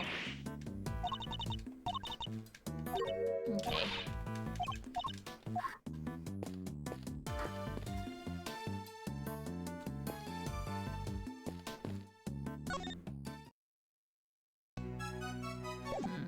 Not yet. Maybe we talk to Fender. Let's do Fender. No. Oh, okay. Well, is it the fountain? Okay. It seems the police have already removed the body. But why did the body of the victim from 18 years ago turn up in this fountain? And why wasn't it all rotten and stuff? Didn't it slowly shuffle its way here? Why do we need to find out why she's lying? What are we doing here? So there was another incident, Potato, where another person got poisoned in the same place that the murder happened 18 years ago. And we think that, oh, and also the person who died 18 years ago basically was also found dead in the fountain that we see behind us here, like just a couple minutes ago in game. So that means that the person died twice. So we're trying to figure out why that happened. Now, we think that the person who died 18 years ago didn't actually die. Like, he walked away and took the blood, he like wiped down the blood or something. And he came back to, basically he hid somewhere. My working theory right now is that Judy knew that he was still alive and like worked in this castle with her to keep his identity a secret and the fact that he was dead this whole time. So an 18-year-old dead guy lived, but then he died later? Yes, yes. It seems likely that the body was preserved somehow.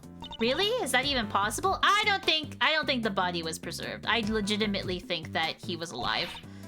Hey, Mr. Forensics Guy, anything to report? Yes, ma'am. Traces of both ubiquium and asphyxian have been detected in the fountain. I'm gonna say we were probably carried here by the stream from the Autumn Wing. In addition to those two chemicals, there is also a large amount of sugar. The composition of the sugar is being analyzed as we speak. There's sugar in the fountain? Where would it even have come from? Relatable. Edgeworth speaking.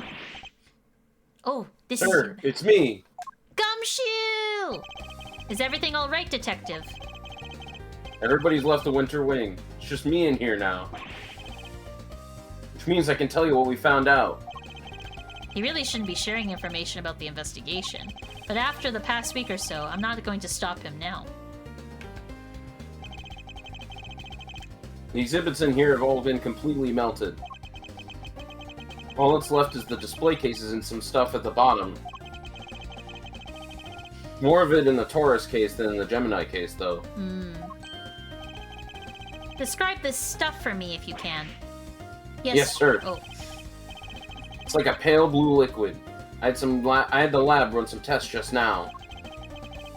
The sample from the Taurus case had a bunch of sugar in it. But the one from the Gemini case had 3 different substances in it. Which were? Sugar, salt, and blood. Oh. Blood? What are the salt and blood doing in the Gemini's case sample? Can't imagine whose blood it could possibly be, but... I'll get it tested right away, sir. Please do, Detective. Oh, I also spoke over the radio with the forensics guy working in the fountain room.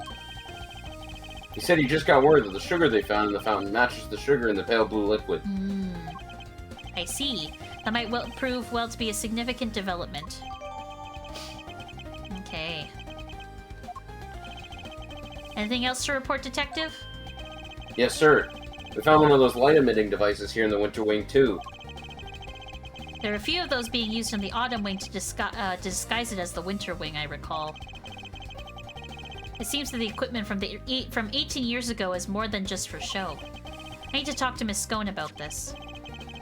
Anyhow, I better get back to it. I'll let you know as soon as we hear from the lab about that blood. Yes, thank you, Detective.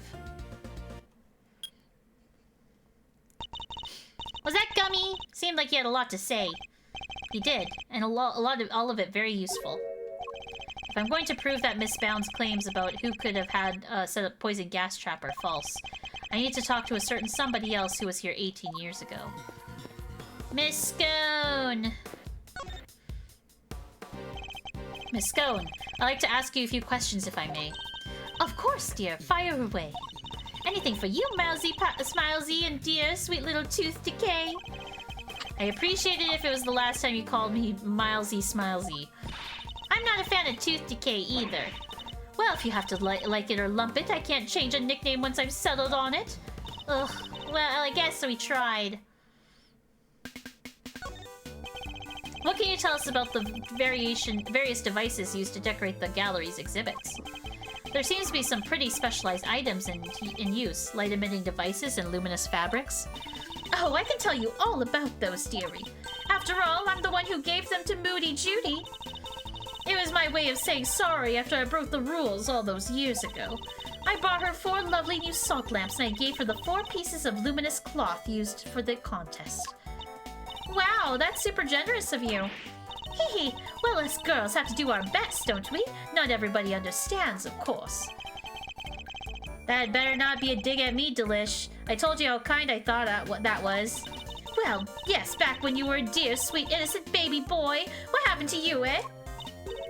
Dear, sweet, innocent baby boy? Mr. Fender? Can't quite picture that, I have to say.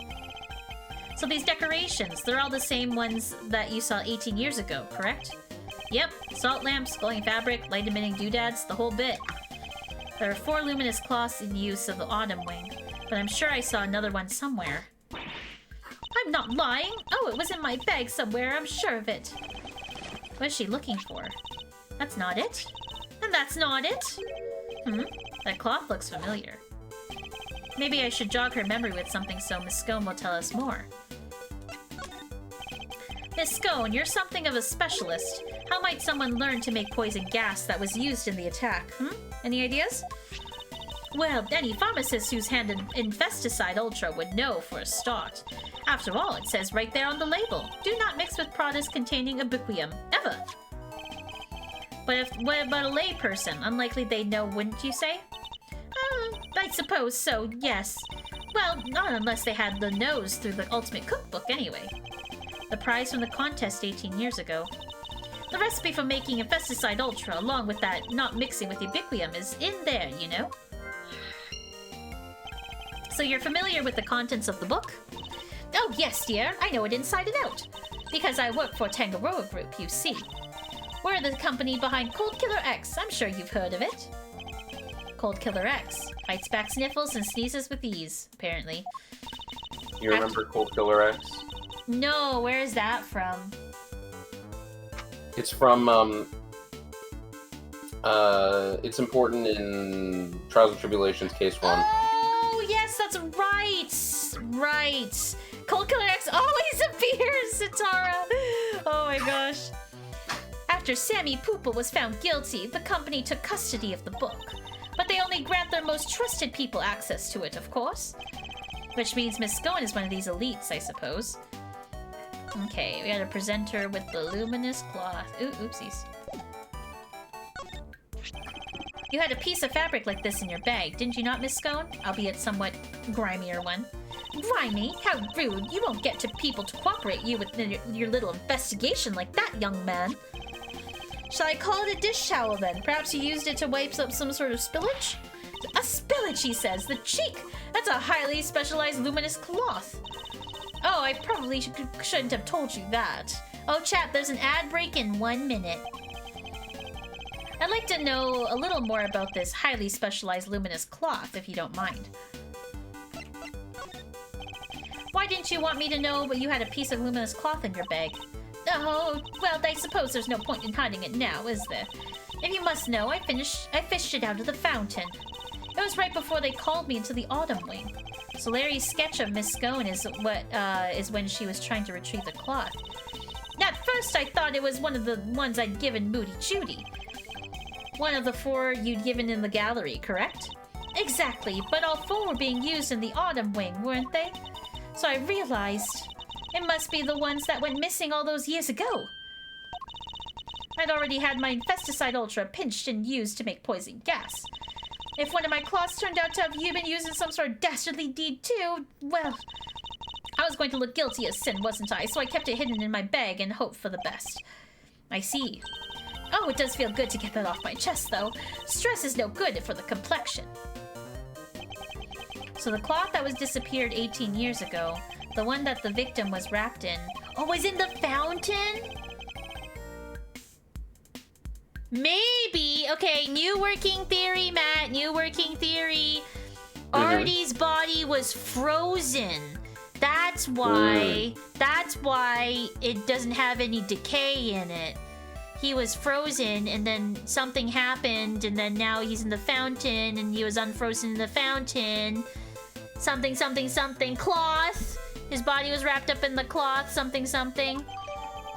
Interesting theory. Oh my god, chat. Oh, chat, the chat ad should be starting soon, shortly.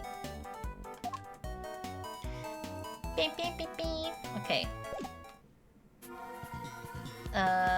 Okay. Do we have, like, a deduction? No, we don't. Okay. Is there anything else that we can talk to about this with you?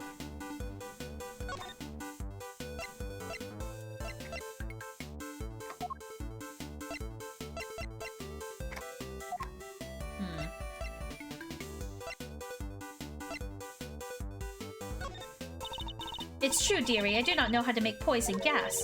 But the fact that someone knows how to hold a gun doesn't mean they shot anybody now, does it? I'm not accusing you, Miss Scone. She's right, you know. Just because I'm a great thief doesn't mean I can't do good. Exactly, dear. And just because I'm a confectioner doesn't mean I can cook. Surely that only applies to fake confectioners. Okay, so maybe that's not what it is. Is there anything else that we should present to her? Have you read the Ultimate Cookbook, Miss Scone? Of course I have. I'm a pharmacist, you know, even if I do wear a pink hat. The plot thickens, it's true. How many times did you say Captain? I have no idea. Or condenses, maybe. I think it's as cool as it's cool that you're a pharmacist. Well, so do I, dearie. So do I. Aren't you a sweetheart, my little tooth decay? Since were you interested in pharmaceuticals? Shh, I'm working my magic, Mr. Edgeworth, buttering her up so she'll do what I want. Anyway, Miss Scone, Delicia, I was wondering if you could maybe... No, how many times, you cheeky little imp? Once your name's decided, I can't change it. Dang, so much for sneaky approach. What kind of great beef am I? Not a very good one. Okay. Oh, maybe the picture? Oh, look at that, a picture of silly old me. That's right, you seem to have caught the artist's eye. You mean lovely Laurie Lambkin? I have a word with him to say thanks. Yes, well, I'm glad to introduce you. And there's an evil smirk.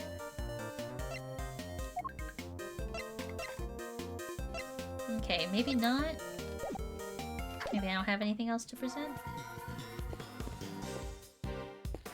Judy.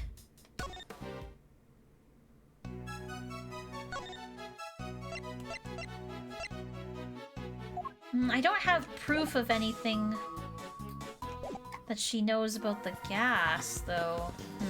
Am I missing something, Matt? Let me look at the guide. Okay, I just finished talking with Delicia Scone for reference. Did you talk to Eddie? No. After that, no. Oh, okay. Tell me, Fender, what kind of person is Miss Bound? Huh? Wait a minute. Ooh, you got a popsicle, yummy. Captain, my captain. Don't tell me you've got a thing for her, Milester. I do not.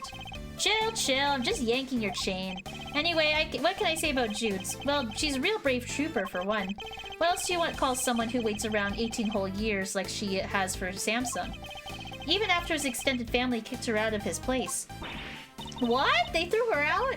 Yep, Judes wasn't technically part of the family, so there's nothing she could do. She had nothing, nobody, no job after Samson took the fall. So she had no choice but to take what he taught her and make her own way in showbiz. She retired from all that now, though. Yes, why did she retire? She finally made enough to buy the old place back. She even got the Ultimate Cookbook back from the Tangaroa group after they basically stole it. I guess this place and everything to do with it is all she ever cared about, so she just wanted it back, all of it. Fender seems very sympathetic to Miss Bound's plight, but from the less charitable perspective, she has, in a way, taken everything from Mr. Tangaroa for herself. That's fair, that's fair. What do we got here? Oh, oopsies. What kind of popsicle potato?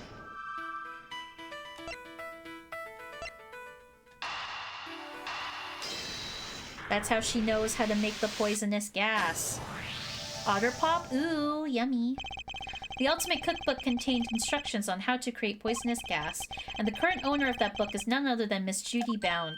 No way! You mean? I'm afraid I do. Miss Bound would have been perfectly capable of setting up the gas trap. Finally, we can prove that she's been lying to us. Alright, now we talk to Judy. Let's present her the cookbook. What kinds of pharmaceutical recipes are in the Ultimate Cookbook?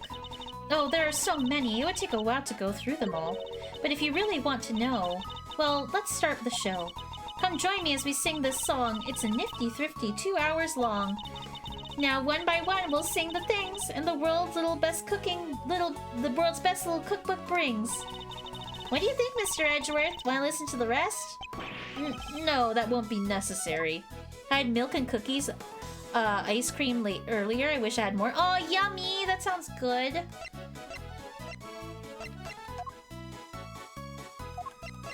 I don't think you need to present anything to her. No? Just talk about the poison gas incident again? No, no. No, you already did that one. Oh.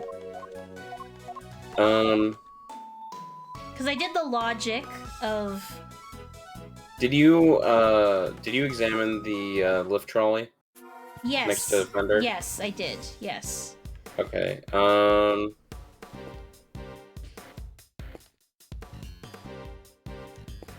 It's the best IMO? That sounds delicious, Kava. That sounds so good. What do you have with Delicia? Nothing anymore. I was wondering if there was anything I needed to present to her. No, you're fine. Okay. Ooh, yummy Bioshock. That sounds good. Yummy!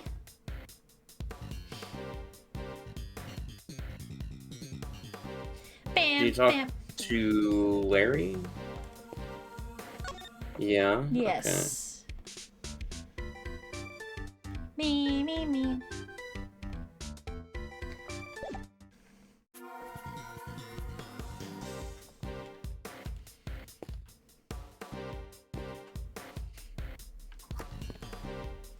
Okay. Bam. What haven't you done? That's why I'm wondering if I'm missing something here. Oh, I didn't check this door. But I don't think it leads anywhere.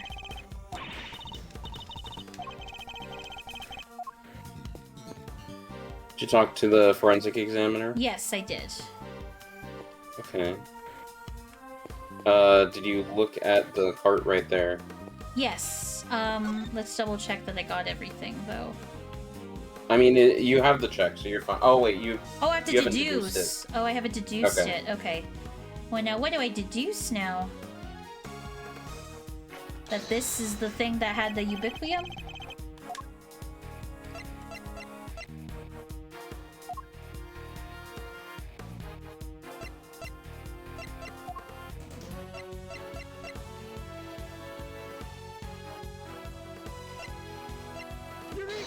This? There's a clear contradiction here. There is? I can't see one. Maybe you need a break. Another cup of tea, maybe? A little bit more? No, it's not this? Okay, okay. What do I need to deduce here? We've seen Miss Bound using the serving cart with the white tablecloth, but there's something about it nagging at me. Oh, wait!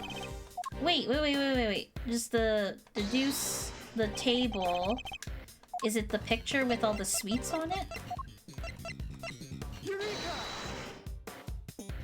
Yeah. Larry, could I ask something about your sketches? Fascinated by the work of the great Laurice de Nim, huh? It's composition, right? Not exactly. This light blue tablecloth, you painted that exactly as you saw it, correct? Already told you, everything is exactly as I saw it. But the tablecloth on the cart here in this room is white. Oh, I wasn't thinking about that, I was thinking about the candy on it. Your head's so full of crazy theories. The simple stuff just passes through you, right? Ugh, what's that look for? Listen, just because I drew that sketch, I was in the middle of some business with the cart with the tea on it, okay? What kind of business is that, right? With the hiding pieces in the teapot smash kind. That's nothing to boast about. Anyway, I was still in the middle of cleaning it all up when Junie came out of the winter wing. I didn't want to get busted for breaking the pot, so I quickly dove out of sight. Oh. Wait, Miss Bound came out of the winter wing? Yeah, and she was pushing a cart. A different one. That's the one with the light blue tablecloth on it that I drew. I do, Potato. What did she do with the second serving cart? Well, I saw her wheel into the summer wing. I don't know what happened to it after that, but she came back out. She was pushing one of those carts, the kind that you can lift stuff with. A lift cart? Yeah, so I called out to her, but she just ran off and left it behind. Never had her down as a shy type, so it just goes to show, you never know. Another serving cart and a lift cart. Is there maybe another tea set too? We better check with Miss Bound. Alright, now, is that it now? The cart. Okay, the two carts. Are there two serving carts here at the gallery, Miss Bound? Oh, yes. Why do you ask? A certain so-called artist showed us this sketch. I couldn't help but notice the color of the tablecloth. It's light blue. Light blue? I'm afraid your friend must be mistaken. I only use white tablecloths freshly laundered and starched. Like the perfect wrinkle-free one on the cart here in the fountain room, right? Exactly. If I found so much of a blemish, I would replace it right away. Could the color of the tablecloth in the sketch simply be mistaken on Larry's part? No. Do you have any idea of what might have been doing with this sketch? Let me see. I appear to be carrying around my usual duties. I'd like you to ask you a little bit more about these duties, if I may. Okay, your work. Wonder why it's blue! And maybe the cloth? What exactly were you doing with this sketch when it was drawn? Because from what I can see, your cart doesn't have a tea set on it. I was delivering some chocolates to the investigating officers. Aw, now I'm jealous. I love chocolate. Well, there's a few left over, so here, for you both. I made them myself. I hope you like them. Woohoo! Hee thanks, Miss Bound. Well, why not? They're a little melted, but I suppose that's because they've been sitting around in her pocket. Yeah, don't trust it. Don't trust the candy. They're super sweet. I love them. Hee I'm glad to hear it. They may not be the prettiest, but I'm grateful for the energy boost nonetheless. Though perhaps they could do with a little less sugar. Woo! Okay. Yay! Never mind, trust them. And that's that. That's all that's left now is to await the results of the test on the teapot. To be continued. Already. Save progress. Okay. I think this is a good place to end stream, Matt. We are at our 3-hour mark. So I think this is a good place to end it. Okay. Fried mushrooms, yummy. I still don't trust it. Bioshock's like, I don't know about that. I don't know about it, Jay. Fair enough, Bioshock. Fair enough. I'm gonna close the game because I always forget to close the game after I finish the game. 'Twas fun, yay, Triple. I'm glad to hear that. Yeah, Matt. My working theory right now is that I think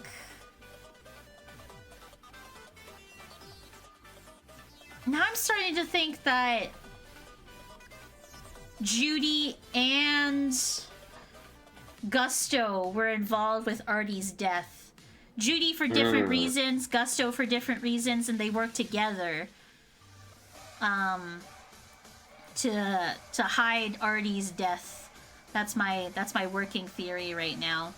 Is that interesting theory? Yeah. What if it's a laxative? True. What if it is a laxative? That's so true. Okay, chat. Let's see who's live on Twitch. Let's poke around and see who's live.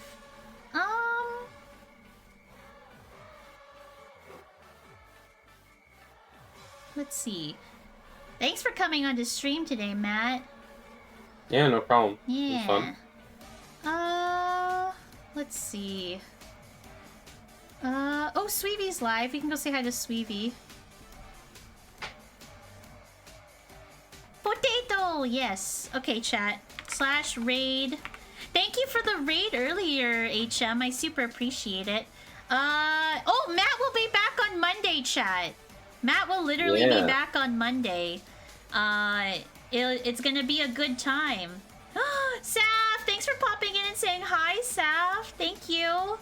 Yeah, we'll be back on Monday with Fire Emblem. So exciting. So yeah, we'll see you then. Do you ever think, please, I need to know? Think what, potato? I like potatoes. I love potatoes. Have a good weekend, Kava. Thank you for popping in. Chat, we're gonna go say hi to Sweevie. Sweevie is live playing After Love EP. I don't know what that's about, so we'll go say hi. It looks like it's a visual novel of some kind, looking at it, so we'll see. Yeah. Any final words, Matt, today? Next time for sure. Yay, We're we'll finish. finishing the case. Yay! This case is long. This case is a long one. It's quite a bit, but that's okay. I'm enjoying it so far. So it's not bad long, like Turnabout Ablaze. Yeah, true. That's true. Okay. Remember to eat your greens, chat, and I will see you all next time. Okay. Bye bye. Have fun in Sweevie's stream, chat. Kava.